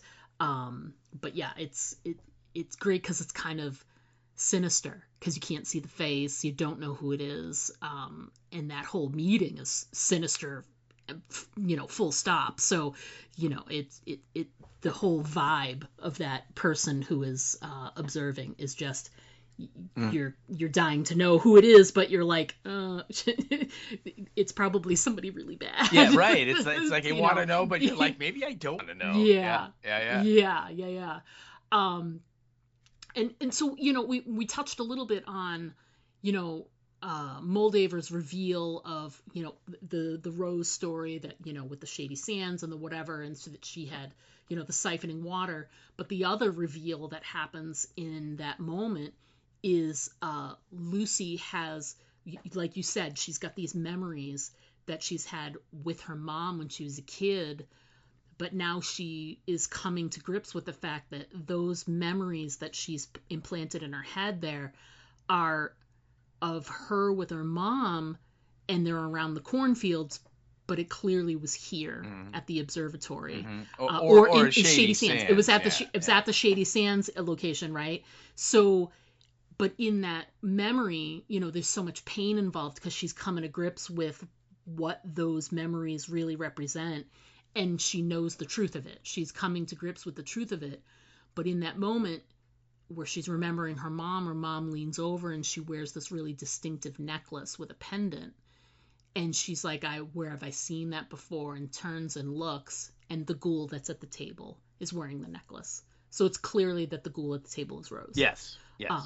So we understand now that this is what happened to Rose, and everyone that said that she died and was buried is lying. And now we know, if she has been with Moldaver this whole time, then that's how they got the Pip-Boy, and that's how they got into Vault 32, so that they could breach Vault 33 and get Hank and get out of there and whatever. Well, keep in mind, and for a long time we thought that, the Moldaver and her crew of raiders got into Vault 32 and killed everybody, but then we learned, well, no, when they got in there, they were already dead, right? So right. Yeah, you're starting to. I think one of the interesting things is, as Moldaver is telling the story, And you're right, she's very calm and rational and is just sort of telling it in a very, very normal way. She's not, acting like a psycho. She's not, doing anything. She's just basically saying you're starting. I think the audience is starting to go, well, the monster at the end of this book is not her. Right. That we've been kind of led to believe that she kidnapped her dad, and she's just the bad guy, and it's like, no, I don't think so, and the whole time she's telling the story to Lucy, Hank is like trying desperately to be like, don't listen to her, she's just as bad as I am, she's killed just as many people, and let's just go home, Lucy, let me out, and to the point where he like picks up this like stool that's in the cage with them and is like banging it against the bars going, let me out, like he's losing it and acting kind of psycho-y, and yet Moldaver is still just very like, let me just tell you what's going on. Your mom did this, she left, she found Shady Sands, she took you to live there, your dad came and didn't like that and took you back by force, and your mom didn't go with, she basically said, you can go fork yourself, right? Don't you think? Yeah. And then, your dad responded to that by nuking the whole settlement, right? Yeah. And not just killing your mom, but killing everybody, and remember, what is it that Lucy told Maximus when she told him to turn back the power core? To give back the power core to Vault 4. Yeah. She said, if my dad ever found out that I destroyed an entire settlement just to save him, he'd never forgive me. And yet he did the same thing. He did. He really did. I thought a great little bit of writing there where they're weaving this story. Yeah. Really, really cool stuff. I think one of the things that's important to think about, too, in terms of looking at this as a season as a whole, is that, we've been talking all of these episodes about, there's so much of this that, Lucy's on this physical journey where she's trying to find her father, but she's on this journey as a human as well, because there's so many different moments where her eyes are opened to the reality of the world. And it's different than what she's been told by her father, who she trusts more than anyone in the world. And he's told her these things, and they're not true. There's so many instances where that happens. I feel like if those parts of her emotional journey didn't happen, this scene where she finds out the real ugly truth about her dad would be like 10 times worse. And I'm not saying it's not bad, because it is bad. She's upset, the whole thing, but she's very measured. She's very, she's been so blown away by all of these revelations of, there are people living up above, they are people flourishing up above, that there's nothing wrong with what's going on. There's some radiation, but people are living and, they're surviving. There's not a lot of thriving going on, but they're surviving. And it goes against the things that he's been teaching her. So she's got to slowly come to grips with a lot of that stuff. And since she has sort of done some acceptance in that area where she's accepted that the world is different than what she's been told, it sort of lays the groundwork for her getting these huge revelations about her dad. That he did these terrible things. It makes it a little easier for her to accept them. And like I said, I'm not saying that it was very easy for her, because she's obviously upset. She's obviously devastated by the truth. But she's also, there's a part of her, and that is not surprised. Right. Yeah. Because of the things that she has already seen. And kind of like, not to harp on the whole current political atmosphere or anything, but there's a lot of stuff going on right now politically that it feels like, the lady doth protest too much. It feels like the more people say that they weren't involved in certain things, it feels like they were involved in certain things. So here is her dad saying, I wasn't doing any of this. Don't listen to her. Don't listen to her. And she's very conflicted the entire time that he's like, Lucy, don't listen, don't listen, don't listen. But there's a moment when he, like you said, when he takes that chair and bangs it, she has never seen him have an outburst like that before. Never seen him lose his temper that way. That's just not who Hank McLean is. And in that moment, that's when she realized that Moldaver is telling the truth and my dad did all of these things. Because this is not that person who just did that inside the cage is not my dad. That is somebody else.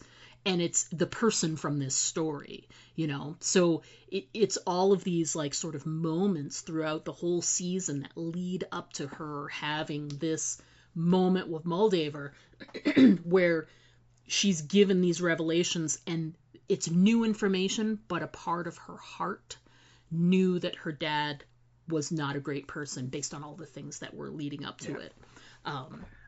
So just interesting, just a really interesting journey. And you can sort of see too, like when Moldaver's telling all about this, she also gets to the point about the cold fusion, and she starts talking about the cold fusion and about how, it was proprietary for Vault-Tec employees. So she lost access to the cold fusion. That's why they had to do the whole thing with what's his face from Lost, Wilzig, yeah, Wilzig, yeah, with Mr. Head there, with his little, he has a little bit of the cold fusion inserted in him. And that's what he did. And then Moldaver takes it. She's telling Lucy all about it. And she puts it into this whole machine and is getting ready to use the cold fusion to get it going in this, system she's got. And she explains to Lucy about how they could have unlimited power, unlimited resources. It would change the face of the planet. Yeah. They'd be able to change so much because of this thing. But the only way she can access it is if her dad punches in the code. Yeah. She needs the password to get it to work. Yeah. So Lucy's reaction to the whole thing and her dad throwing the chair and she realizes her dad is that person is she just very calmly, and she does it 3 times, but she tells him, just give her the code. Yeah, give her the password. Yep. Give her the code. Yeah, which, is also a code for saying, I don't believe you anymore. I believe her, and you need to give her the code because, it might change how I feel about you or whatever, but you've got to do that. And it takes 3 times of saying it, but he does eventually, she brings the computer keyboard over and he punches in the code, which I didn't know this, but found out through some research on some facts and trivia for the episode, but he punches in the numbers 10-10-9-7, and that is the original release date of the original Fallout. Yep. So so it's just a tiny little Easter egg there, but that whole scene is, I think it's great the way it was written and directed, because that could have been a very loud, confrontational scene, and it's just not done that way. It's done so much more introspective and like we've been saying, it's very measured. Moldaver never yells, and the only person who yells or makes any kind of outburst is Hank. Which makes it stand out that much more. So you know what, the ghoul mom, she kind of does a little outburst. She kind of gurgles a little, but yeah, you're right. She does gurgle. Yeah, Rose just can't keep her mouth shut. That's right. Yeah. I think it's interesting that they have her so tied to that chair, right? So she doesn't hurt anybody, and that Moldaver clearly has enough. It's all like that's like the one sign that Moldaver is a little crazy. Is that she keeps this, this corpse, this reanimated corpse of her friend still with her, right? I mean, it's like she's like one step away from the fish tanks, right? Right. But other than that, she's completely rational and normal, and you know what I mean? But it's just that one thing. You're like, why? Why do you have that there? And I mean, I guess I can understand keeping it, but why do you have it out at the table where you're eating breakfast? Because I mean, it serves like kind of a motivational purpose for her to not give up on her goals. I guess. But yes, it doesn't. But yes, it doesn't. Does it need to be at the table? Probably Couldn't not. she just have a picture? Wouldn't that work? I mean, it's just. I wonder if prior to her showing up with Hank, was Rose the one that was in the cage so that everybody was safe? Maybe. And she needed to take Rose out of the cage so that she could put Hank in there. Yeah, it could be. Yeah, that could be. So it could be something that's just happened. But either way, it's still a little foolhardy to have, foolhardy and just a little cray cray. Just a little. Yeah, a little yes, cray cray. Yes. It's just like yes. Yeah. But yeah, you're right. The whole Lucy's experiences leading up to this scene, this moment, if she had just come straight out of the vault and went straight to the observatory and learned all that, she would just flat out reject it all and be like, nope, that's a lie. Yeah, probably. But you're right. The fact that she just experienced how basically everybody she meets lies constantly, right? And are constantly doing things so they can get ahead, that they can profit, that they can, come out the winner of whatever the confrontation is. I mean, everybody, including Maximus, right? He lied to her too. Now, eventually he fessed up, but he still bold-faced lied to her at the beginning. Right. And, so I think you're right. I mean, that kind of prepped her into the, hey, the world that you thought was, that you were taught how the world was, that's not the world. Right. So you're right. It was really, really well done. And you do see, I think Hank makes some good points that, Moldaver clearly is a killer, and clearly, is not an angel and is not a super innocent person, and that she's she's no different than he is. But she is different than he is, right? I think there's probably a sense of degree here of how awful they are, and she is not nearly as awful as he is. Yeah, not at all. We get a quick scene with Norm, that's right, which is just sort of like the wrap up of that moment.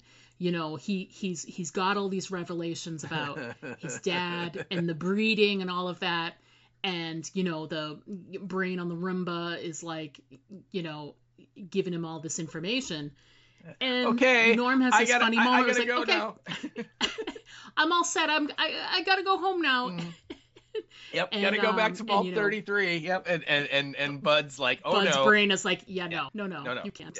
Yeah. Not with all the information you have. Yeah. And I think so. He basically he calls gets him locked Hank's in. son too. He goes like, "Sorry, Hank's son, you cannot do that."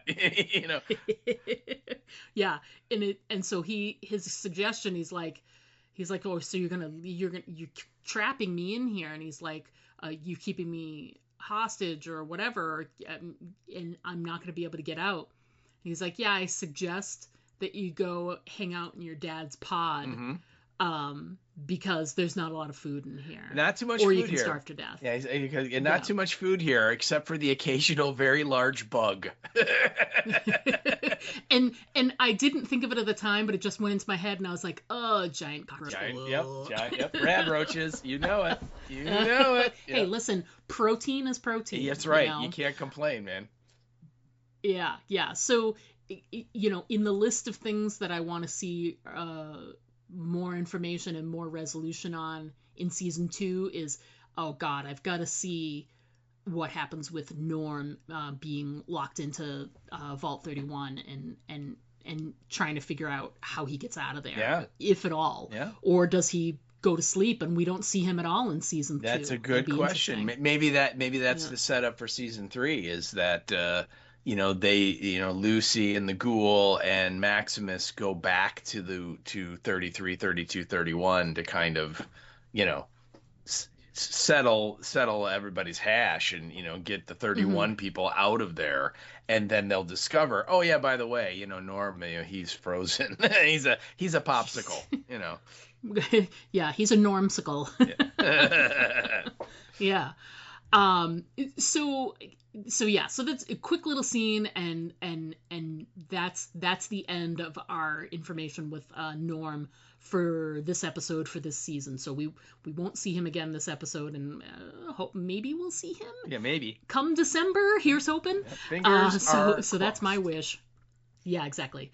And when we transition back to Moldaver, that's when the Brotherhood shows up. So yeah, I think actually we cut back to the Brotherhood, and that's where Dane gives that line to Maximus about, there's no one is safe, and you can't ever leave, and all that stuff. And literally they are gearing up, they're loading up, and then one of the elders runs in and goes, "Let's move out, maggots!" And they all start heading to the vertibirds, and they all take off. It's very military and impressive as they are all loaded up, and all the vertibirds all have knights in them, and they're all armed to the teeth, and off they go. And so we get that sequence. Then we cut back to Moldaver's lab, and after Hank gives the code, literally the cold fusion starts powering up, and you see a counter, and it's at 1% and then 2%. And I thought they did a really cool visual where the little glowing blue thing is suspended in this liquid, and it starts out and it's yellow, it's orange colored, and it's bubbling, and so on. And it's building up.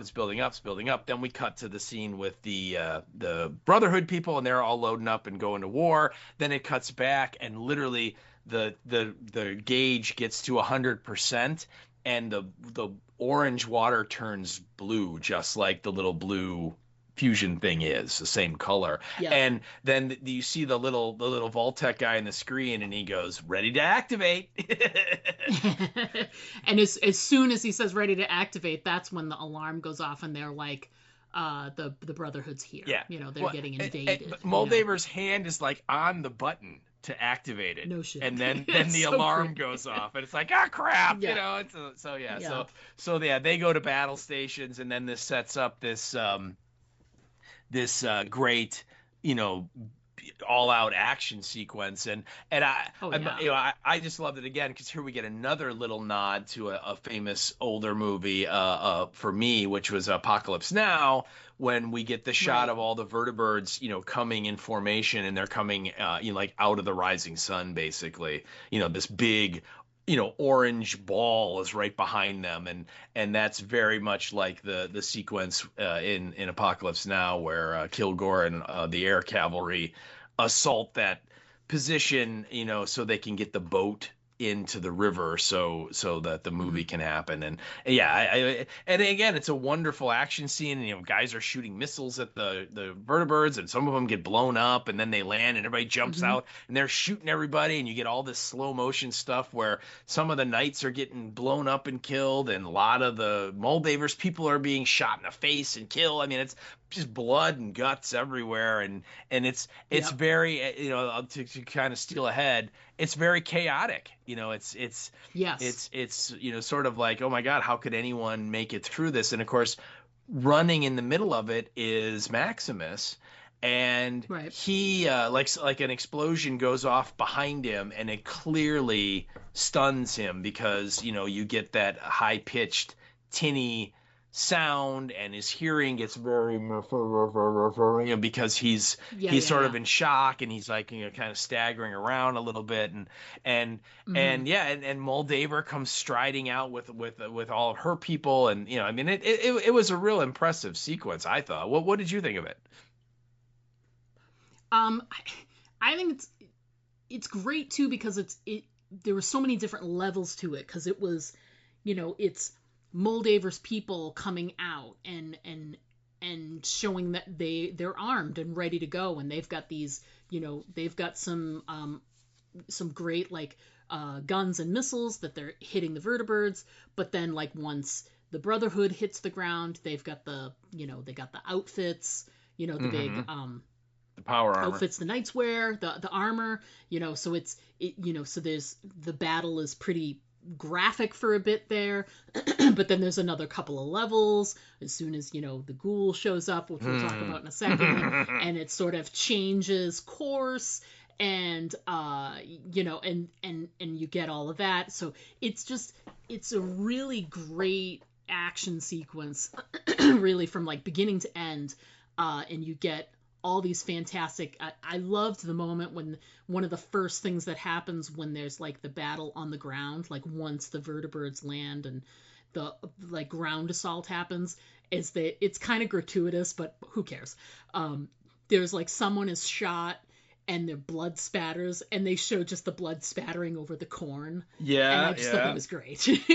I mean, sure, is it necessary? No, but did it look great? Sure. It sure did. Yeah.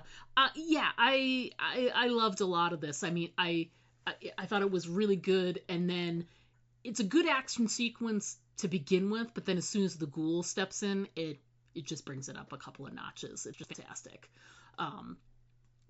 So let's talk about that. Let's talk about as soon as, it feels like the Brotherhood they're in charge. They're winning the war here. The tide is in their favor, mostly because of the armor. Yeah. They have a whole group of soldiers and fighters here that really can't get shot. They're in this really impenetrable armor, or so we think, and so they're able to get the upper hand, and it really seems at the time like they're kicking ass and they're just going to lay waste to everything. And then you get the entrance of the ghoul, and he comes in and he's got this really great speech, which you included, all about the armor. So let's chat about that quote. Yeah, they kind of enter like the main building where the cold fusion lab is, and where Hank is, and Lucy, and all of them, and they're like clearly like Hank and Lucy, and those, they're like up a couple floors. They're not on the ground floor. They're at the top or whatever. And so these the soldiers enter in the ground floor, and there's a bunch of Moldaver's people, and they shoot them all, and they're all dead. And so now they're kind of advancing in, and then you see, in silhouette behind them is the ghoul, right? And he's got the cowboy hat and the duster and all that stuff, and he goes, "I'll bet that outfit makes you all feel like a big man, don't it?" Well, I know, 'cause I used to wear one back in the day. There's only one problem with it. There was a flaw in the welding just below the chest plate, and then it cuts to a couple of the knights, and they like look down and like their chest plate. I know. Like, I love this. Is such a great inclusion. I thought that was great. Where they're like, oh crap. Yep. And then he goes, "I wonder if they fixed it in this new model." And then he goes, when he shoots one of the knights, and it dead shot right where the weak point is, and like there's like a momentary pause, and then like a whole bunch of blood like bursts out of the guy's armor, and he just keels over. and then the ghoul's like, "I guess not." And then he pulls the power core out of the building's power system, just like Maximus did in Vault 4, and all the lights go out, and it's dark. And then, I mean, he just cleans up in that room. I mean, he wipes out all of those. I mean, everybody in that room dies because of him. I mean, he just, and it's great because first the knights, they all have like these massive miniguns, and they're all like just blazing away, right? And not hitting shit. And you even hear like some of the closed captioning. It's like, "I can't see anything," and blah, blah, it's too dark. And then they kind of pause for a minute, and then the ghoul just starts laying them out. Bang, bang, bang, bang. Yeah. And because the lights are out, and I know you included this bit too, so I'll let you talk about it, but it's like darkness, and then every once in a while you get the muzzle flash from his, I don't know, is it a shotgun? Is it a pistol? I don't know. It's whatever gun he uses. Yeah. It's really big and it's awesome. And so you kind of just get those flashes, and then every once in a while you get the reaction of where the round is hitting, and another knight's, getting its head blown off, or its arm blown off, or just falling over. It's really an interesting way to show him kind of operating in the dark. So, but I know you wrote about it, so you talk about it. Yeah, I just thought visually, I thought it was probably, and like I said, I've got no basis of the video game, but to me, that was like the most video game looking moment ever. There's so many, first person shooter games that I've seen clips of, or I've maybe played a little bit of, where there's gonna be at some point a moment where you're in a dark room and the only time you can see is when you shoot your gun and there's like a muzzle flash, and that's exactly what we had. So it's completely dark room, and he's advancing on all of the Brotherhood, and as he's advancing, all you can only see him anytime he shoots. So it's like first he's here and then he shoots again, and now he's 5 feet away from where he was a second ago. So it's this weird sort of stop motion animation as well, and it's so well done. I just visually it was the most video game ish scene I felt in the whole first season. It just looked and felt so much like a scene you'd see in any kind of shooter video game. So that just, I wanted to make that point there. Yeah. And I loved it. I thought it looked amazing. It was such a great way to film that scene. Yeah, it was really great. Yeah. I agree. It really was. It was a fantastic sequence. And and of course, while he's kind of cleaning up, taking out the trash in the lower levels, on the top level, Maximus makes his way up to the laboratory room where everybody else is. Basically, he gets up there, and we should point out that when the attack started, Moldaver left. She ran out to meet the enemy head on. Yep. And I had a little point there that the gun she's armed with, it's like a laser pistol. And again, straight out of the video game, looks exactly like the pistols you can find in the video game, which is really neat. So she's gone. So Lucy is there. Hank is still locked up in the cage, and the cold fusion thing is ready to be started. You just got to push the button. Literally, it's like Quaid start the reactor from Total Recall, right? That's where we are. Right. And so Maximus comes up.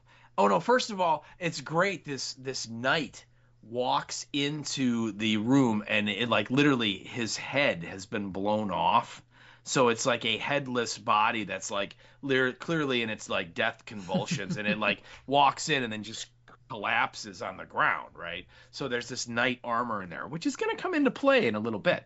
And so then Maximus comes up and he's like, Lucy, and of course Lucy is still kind of processing all of the stuff that Moldaver has just dropped on her. So she's, not really present. She's kind of in inner monologuing, you would think. And so Hank is like, hey, can you get me out of here? And of course Hank's wearing the vault thing. And so, Maximus recognizes that and goes, that's probably her dad. So he shoots the lock and lets Hank out. Big mistake. Oh yeah. Yeah. And ultimately, yes. Yeah. And so then, of course, Maximus kind of goes up to Lucy and he's like, "Come on, we have to go." And even Hank's like, "Come on, let's go." And Lucy is like, "No, I'm not going with him." And then she she tries really hard to tell Maximus what Hank did to Shady Sands, and it takes her a while to get it out. She's like, he did it. He did it. And of course Maximus is like, did what? What are you talking about? And finally she tells him, and of course, now Maximus is not super fond of Hank anymore, and he turns, and by this point Hank has gotten into the power armor and is now he's armed. He's got this, powerful suit. And Maximus, being Maximus, runs at him like a dim bulb, and Hank just kind of slaps him aside with the power armor and knocks him out cold. Just cold cocks him, right? And it's at that, that moment that, of course, Lucy is trying to wake up Maximus, and Hank's like, come on, we're going back to the vault. And she's like, I'll never go with you and all that. And right at that moment, then the ghoul shows up, and man, he gives Hank almost like a half Joker to his face, right? He shoots him and puts this what would you call it, a graze wound on one of his cheeks. I mean, it's ow. I mean, it's a big cut. It's very much his like from his ear down to like the side of his mouth. Yeah. So it's really cut open his whole cheek. Oh, yeah. Yeah, and you're right, just like the Joker. Yeah, right. And so and it's great because now finally we get Cooper and Hank back together, because we just seen them together in the flashback like 30-40 minutes earlier in this episode, and now here they are together again. And I love it because the Ghoul's like, when your daughter said her name was McLean, I didn't think it was you. I was like, that McLean, and he's like, I can ask you a question I've been waiting 200 years, which is, where the hell is my family? And now we kind of get a little more insight into what his motivation is why is the Ghoul doing all this stuff. It's because he obviously believes that somewhere out there in one of these vaults, his wife, but more importantly, his daughter, is still alive. And he wants to see them again, right?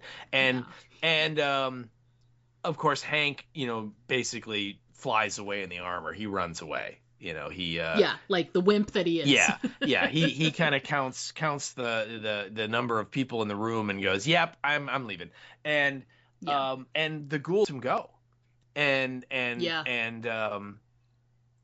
Lucy's like, why did you do that? And he's got some great cowboy line about like, you can trail a stuck pig much easier than you can ask it where it's going, or something, where you're like, whatever. No, that's exactly what he said. It was perfect too. I thought it was really cool that the Ghoul is like staring out, and we should point out that like half of this walls of this laboratory are completely gone, and so you're just looking out over the Hollywood Hills, right? And you can see the room, you can see the rest of the observatory, the settlement right below, but in the distance is like the ruins of Los Angeles. You can see the Hollywood sign up on the hill far away. So it's this incredible view, right? It's amazing. And the Ghoul is out looking at it, and of course, now it's all carnage. There's all of the dead bodies and the wrecks of the vertebrates that have been shot down, and there's fire and flame everywhere. It's terrible. And he has this great line when he goes, "War never changes. You look out at this wasteland, looks like chaos." And then he kind of pauses. He goes, "But there's always somebody behind the wheel, and that's who I want to talk to," which goes back to what you said earlier, the mysterious guy in the shadows at the Vault-Tec meeting, possibly the person who is behind the wheel. Behind the wheel, I think so. Yeah. And I want to go back just for a second. Sure. The revelation that the thing that he says about, where's my family, I think is also another big revelation, because I've been laboring under the assumption, first of all, I just assumed, because clearly we don't know what happened after that birthday party when he runs away with Janie. Mm-hmm. We don't know what happened. We just know what happened to him. Right. That he obviously got left out in the wasteland. But we don't know what happened to Janie, and we didn't know what happened to Barb. But clearly they must have made it into a vault somewhere, because he is under the impression that they are. Yes. So I'm curious if that will also play out next season. Are they both in a tube in 31? Maybe. Or are they in a tube in another vault somewhere? Maybe they're in New Vegas. Maybe they got bumped up out of that. Maybe they were supposed to go to 31, but the war kind of, the attack started earlier than they had anticipated or something, and this was a contingency. Yeah. But yeah, you're right, because the last time we saw Coop at the party, he had the daughter with him. And so and up to this point, you were kind of, you're right, you're operating under the audience is operating under the idea that, well, his wife and daughter died and just didn't make it, yet for some reason he became a Ghoul and has lingered on these 200 years. But now with the revelation of the cryotubes and Bud's buds and all that stuff, And the fact that he's like, where the hell is my family? That leads us to go, okay, so they got to be out there somewhere. So yeah, sometime Yeah. after the party, Barb got Janie back. Whether that was Right. she took her by force, I mean, we don't know, right? We haven't been given Right. that part of the story yet. But yeah, Yeah. I'm hoping that we might get some answers on that for season 2. Yeah. I completely agree. I'd love to see that. And there's this great moment after he says the thing about war. He wants to see the person behind the wheel. That's who he wants to talk to. He then makes, Lucy's been like kneeling on the floor. She's trying to get Maximus to wake up, and he's out cold. Yep. And he makes the gesture to Lucy and says, that's where he's going to go. He's going to follow her dad, to hunt him down. And he offers to Lucy to come with him. And he basically says, come and meet your makers. Mm-hmm. Which I think is really interesting, because he understands now that she's almost like created in a lab herself. Yeah. And he suspects that, Hank is running to whoever, like we said, the person who's, pulling the strings.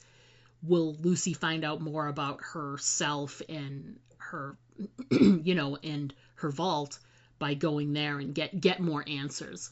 So he's basically like, come with me, meet your makers.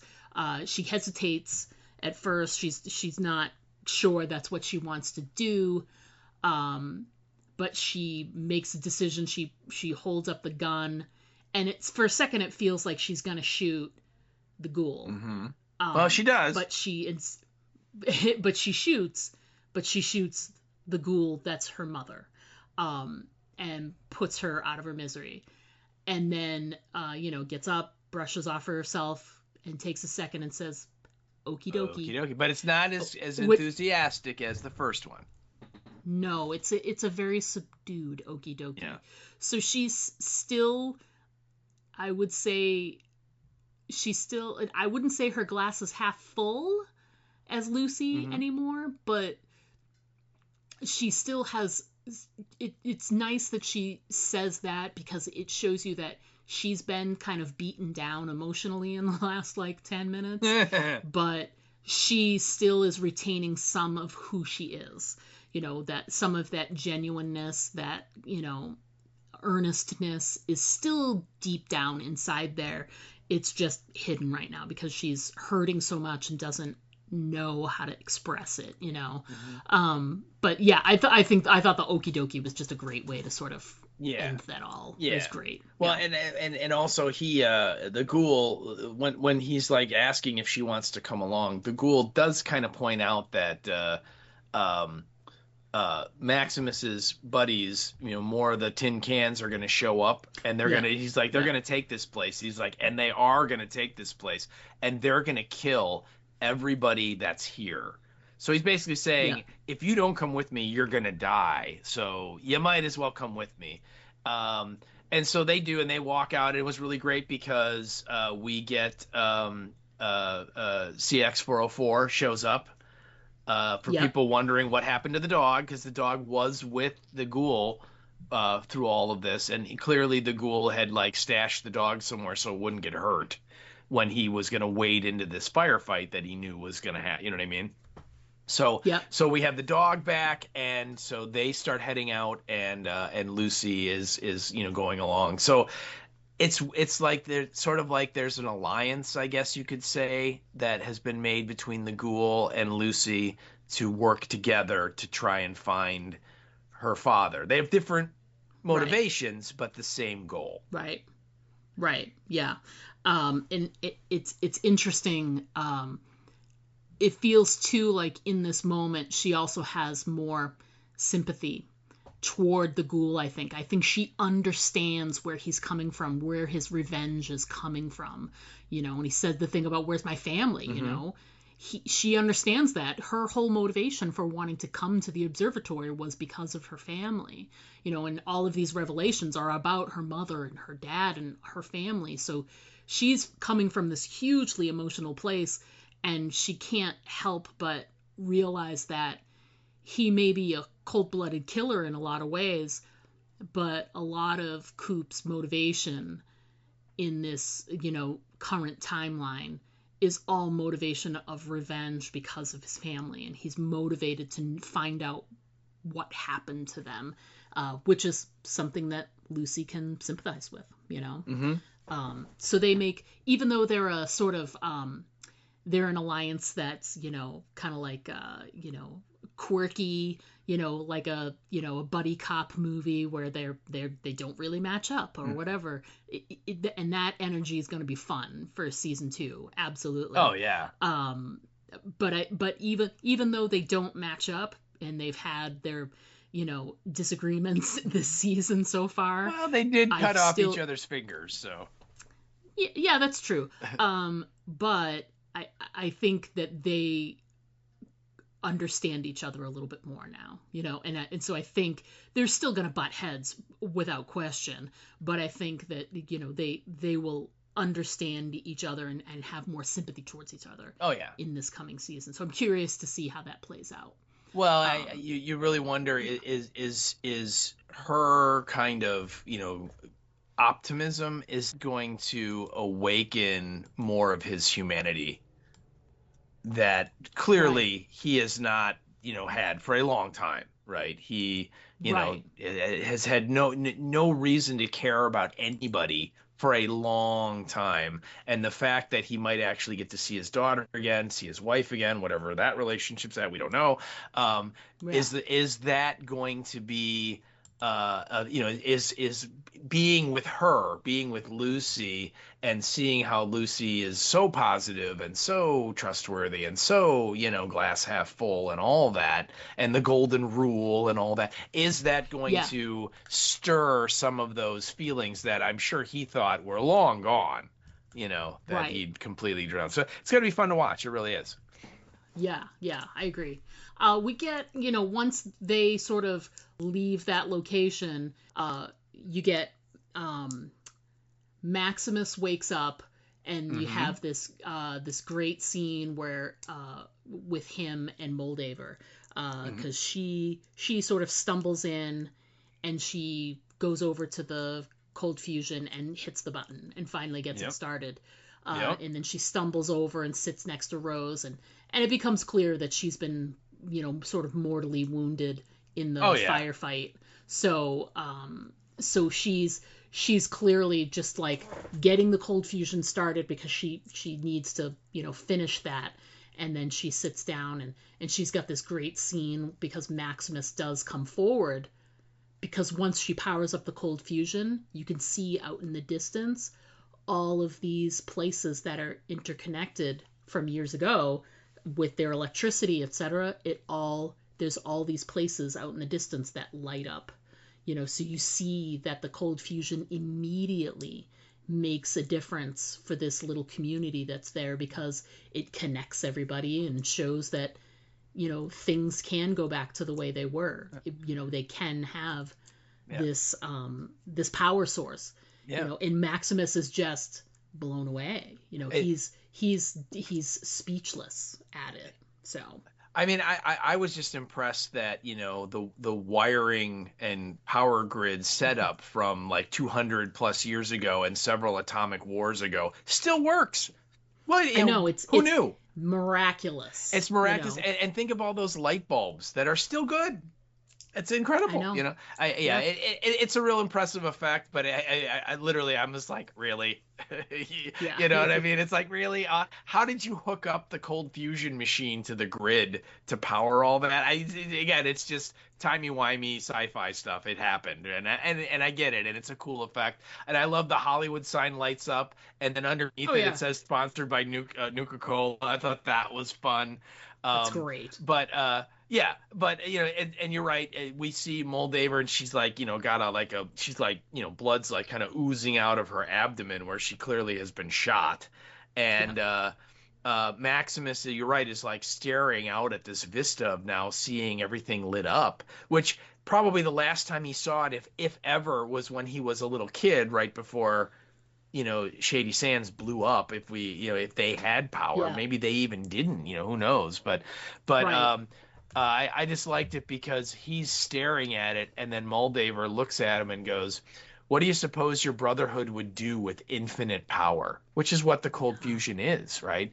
Yeah. And then she goes, "Maybe you can stop them, maybe you can't. Maybe all you can do is try." And then she shuffles off the mortal coil, right? She dies. Yeah. And Yeah. and so he's standing next to her dead body, and you're right, she's sitting in the chair, and then a bunch of the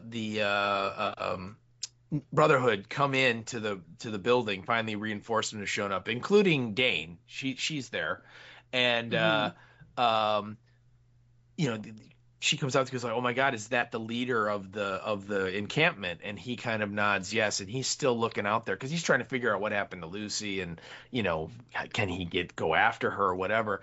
And then they're like, "You killed the leader."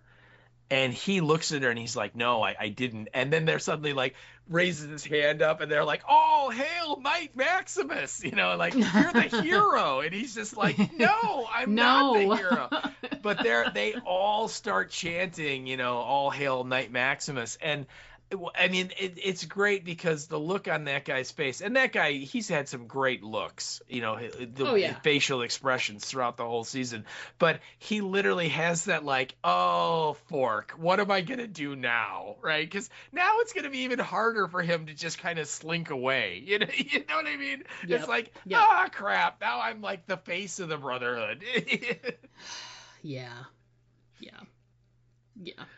And that's pretty much the end of the episode. We get that one little kind of epilogue scene at the end with Hank, but that's Mhm. it. Yeah. Yeah. So yeah, the epilogue is just we get this they show Hank walking across like the desert, and he Hmm. comes upon two things. There's a skull which you wrote about. Yep. It's clearly you're so excited and there are exclamation points. Does it mirror something that was in the game? Oh God, yeah, yeah. They're like these they're kind of like dinosaurs. They look kind of like T-Rexes, but they're called death claws, and they have the kind of the curly horns like the skull had, and Hmm. they're just bastards when you meet them in the game. They're really hard to kill, and they inflict a ton of damage. So yeah, it's you run a lot of the times when you run into them, unless you're super uber powerful, but and I kept waiting to see if they were going to introduce them in the series, like because they are a big part of the game and the universe. And I kept waiting, and finally we kind of get teased with them that maybe they didn't make it to the West Coast. Maybe they're just like as far as Nevada, because we get that shot and it's in the desert, so it's this bleached skull, right? And then Hmm. uh, Hank kind of stops and he looks, and in the distance, you see this walled settlement, and it's like the ruins of an old city, and it's Las Vegas, and that's New Vegas. And that, of course, Hmm. there was a whole Fallout game. Fallout 3 was actually called Fallout New Vegas. And so that's where he has moved off to. So maybe that's where the powers that be that are pulling the strings are. We don't know, but that's where he's ended up. So, and Yeah. the kind of the sneak preview shots and images we've gotten for season 2, we see all of our heroes in New Vegas. So clearly that's Yeah. where some of the show is going to take place next year. So Yeah, it's going to be great too because clearly Hank is able to make it there a little quicker because he's using the jetpack. That's hmm part of his armor. When we come upon him, he's walking, so I wonder if like he ran out of power or something. Like maybe. I'm not sure how that works. But he's decided to walk for a little bit there, but clearly he made it there pretty quickly based on being able to sort of fly through the air. And Lucy and Coop don't have that possibility, so we're gonna have a little bit of the buddy cop journey. Yes. I would assume for at least an episode or two before they make it close to New Vegas, so that's gonna be interesting. Yeah. But I'm excited. So, I was like, yeah. oh, it can't come fast enough. So, that kind of covers everything that we wanted to cover in the episode. I've got to ask, before we like move on, what are you looking forward to for season 2? Or are there specific things that you want to see addressed or answered in season 2? Well, I mean, obviously, just main story points. We want to keep it going. I want to have more flashbacks. I want to know more about Coop, and not just Coop, but all of the people from Vault-Tec that have been Yeah. frozen, seeing their earlier versions. I think that would be fun. Just from a gaming standpoint, obviously, I just want to see what of the New Vegas game, the various adventures, some of the characters that are in New Vegas, are they going to show up? Yeah. The one thing about this first season here is that there has never been a Fallout game set in Los Angeles, so there's no characters, there's no locations or anything that were already in the game. Like unlike say like The Last of Us, where it's just following the game storyline entirely or mostly for season 2. Mostly. This is more of it's a story set in the Fallout universe. And Right. so they were free to tell whatever story they wanted because there was no preconceived ideas of what Los Angeles in Fallout looks like, because we've never been there in the games. But next season, we are going someplace that exists already in the games. And so that question is, how much of the game are they going to pull over in terms of the people that live in New Vegas that you run into, all the NPCs, and are the bars and the locations and the hotels and all the things that you go to when you're in the game, are they going to be there? And so that's what I'm curious to see, how much of that stuff are they going to pull over. I'm also curious to see if I can even remember any of that stuff, because New Vegas was a PlayStation 3 game, so it's very old. It's got to be like at least 6 or 7 years old. And I mean, I haven't played it in a long time, because and I don't even think it was actually, I don't even think it was PlayStation. I think it was just a PC game. So that shows you how old that game is. So my memory is going to be real spotty, and I'm hoping I'll remember stuff, but we'll have to see. But that's kind of the things that I'm looking forward to the most. What about you? What do you got on your list? I want to, I already spoke about, I want to see, I would understand if Norm sleeps for season 2.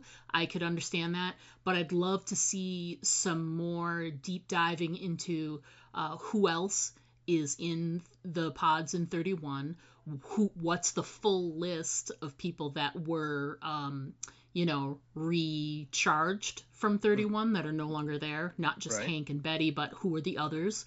And then I want, like you were saying, I want to see some more flashback stuff with Coop. I want to see, how did he become who he is? Like how, will we get some resolution on, Barb and Janie? Like, will we see what happened there? I'd love to see like some stuff about how, like, as the bombs fell, like how did they do the whole gather into the vaults, like how did that process work? That'd be really interesting.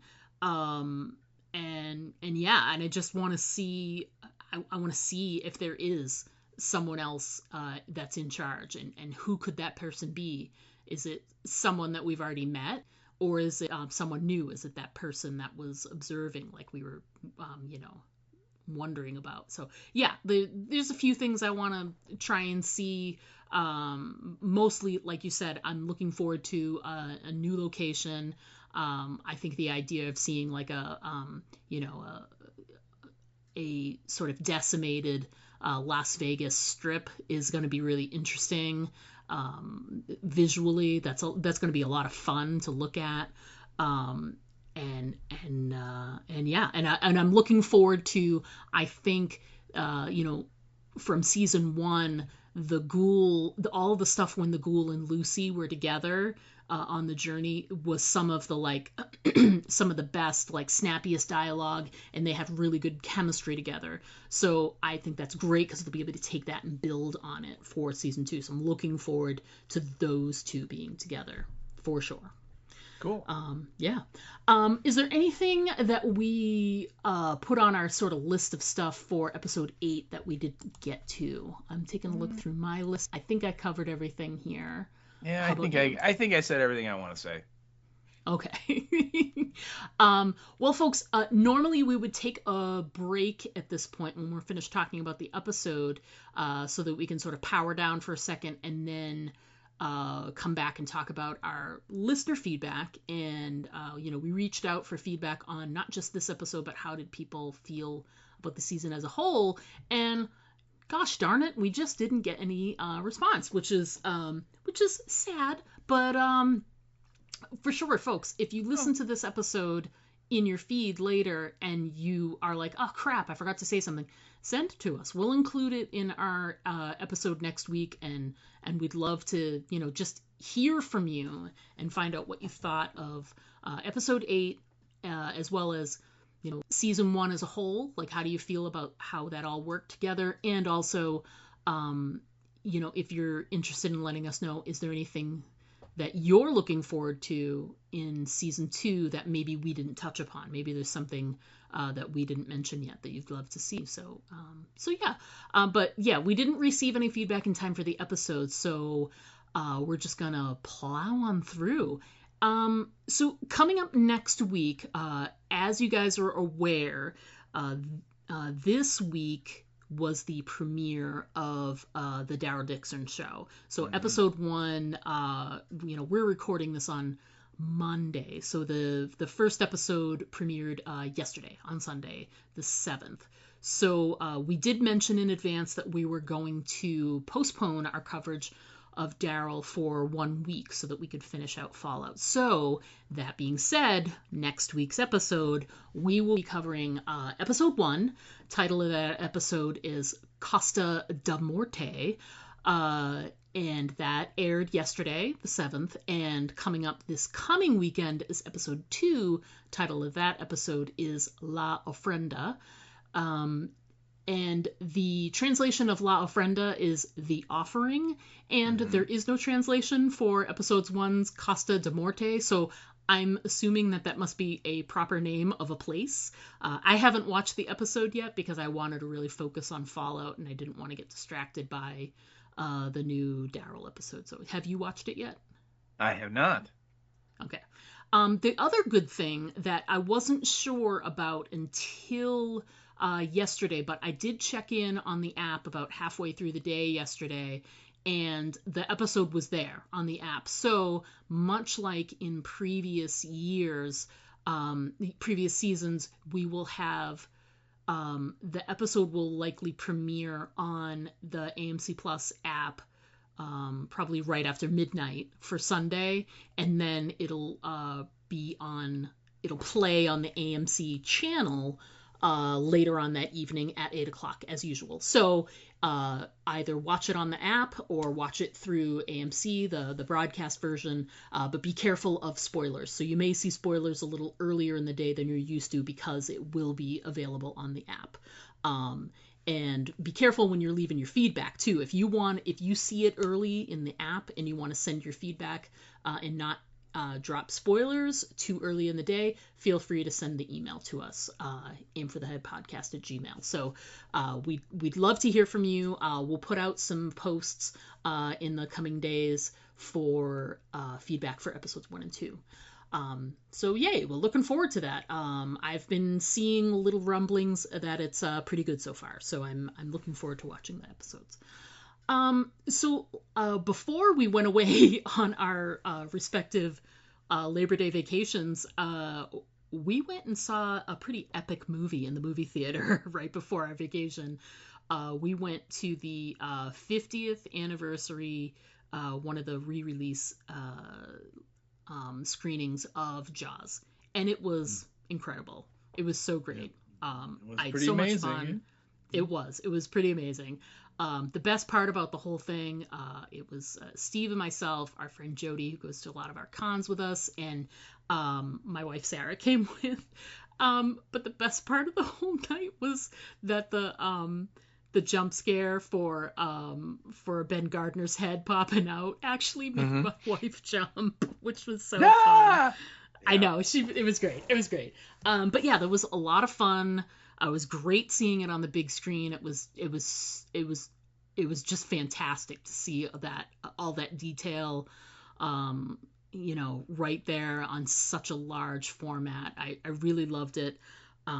We have talked about sitting down at some point and talking about the movie itself to cover it sometime in the coming weeks so that we can get an episode out there while we're still within the 50 years.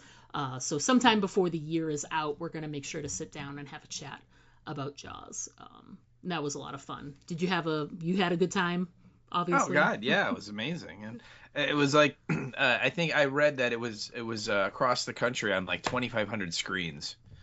That's fantastic. For Labor Day, which is you would think they would have done it over the 4th of July because that's when the movie actually came out in '75, and it is a 4th of July movie, but they decided to go with Labor Day instead. But still, yeah, it was fun. There was a pretty, I would say maybe like almost half full theater, which was I thought pretty good. And it's an incredible experience to see that on the big screen. The violence, the whole thing is much more visceral than I think you get on your TV screen. So yeah, I had a great time. And I was a little disappointed you didn't bring the bucket, but whatever. Yeah. That's all right. I'll have the bucket with me when we record our episode talking about Jaws. So there you go. Me I'll too. Eat popcorn while we do that. Yeah. Ooh, perfect. Sounds good. And one final thing is, I had mentioned as we were leading up to when we talked in the last episode about how we were going to see the show that week. I talked about how the last few times I've seen the movie, it's been when it's been broadcast on regular television. So there's inevitably some editing of some of the more gory scenes. So it was great to see it full, everything restored, like no editing involved, like everything as it was intended. So it was great to see it, from beginning to end. I can't think of the last time that I watched it, where it was not in a broadcast situation like on TNT or TBS or something like that. Yeah. So it was great to see an unedited version, from start to finish. It was just fantastic all across the board. And while we're talking about great movies, if you haven't bought your tickets yet, the Stephen King's story, The Long Walk, is premiering this week. I am trying really hard to not pay attention to reviews because I don't want to get too many details. I want to just experience it all myself. But I have, seen a little bit here and there of star reviews where it's been getting some real positive feedback so far. So I'm very, very excited to go see it. I haven't bought tickets yet, but I think we're going to maybe try and go this weekend at some point, Friday or Saturday. So sounds good. So yay. Yeah, I'm looking forward to that. And obviously Running Man comes out in November as well. But and if you're interested, I just started listening. Mark Hamill is doing all of the press around Long Walk, and he is the guest on Mark Maron's podcast, which that episode dropped this morning. So I just started listening to it, and it's really great so far. I love Maron, and it's great to have Mark Hamill in a situation where he can be unedited as well. So it's been really a great interview so far. I'm only a third of the way through it, but yeah, just wanted to throw that out there for people. Another podcast to listen to when you're finished with this one. There you go. If this one ever ends. Yeah, it will eventually. So speaking of that, anything else we should bring up? I think we've can stick a fork in this one. I think so. I think we've exhausted all avenues of conversation on this topic. I think so. So that being said, folks, we look forward to chatting with you again next week, starting our coverage of the Daryl Dixon Show. But until then, as always, I'm Diana. And I'm Steve. Don't forget to always aim for the head. because those body shots, they just don't work. To send us an email, write us at aimfortheheadpodcast@gmail.com. And our Twitter handle is @AFTH Podcast. Pictures and video are always welcome at our Instagram account, Aim for the Head Podcast, all one word. But the best way to keep in touch with us is to just like our Facebook page to get all of our updates in your feed.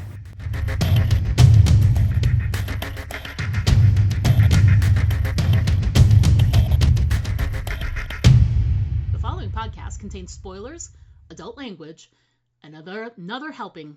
Now let's do that again. Ooh, we got our kicker.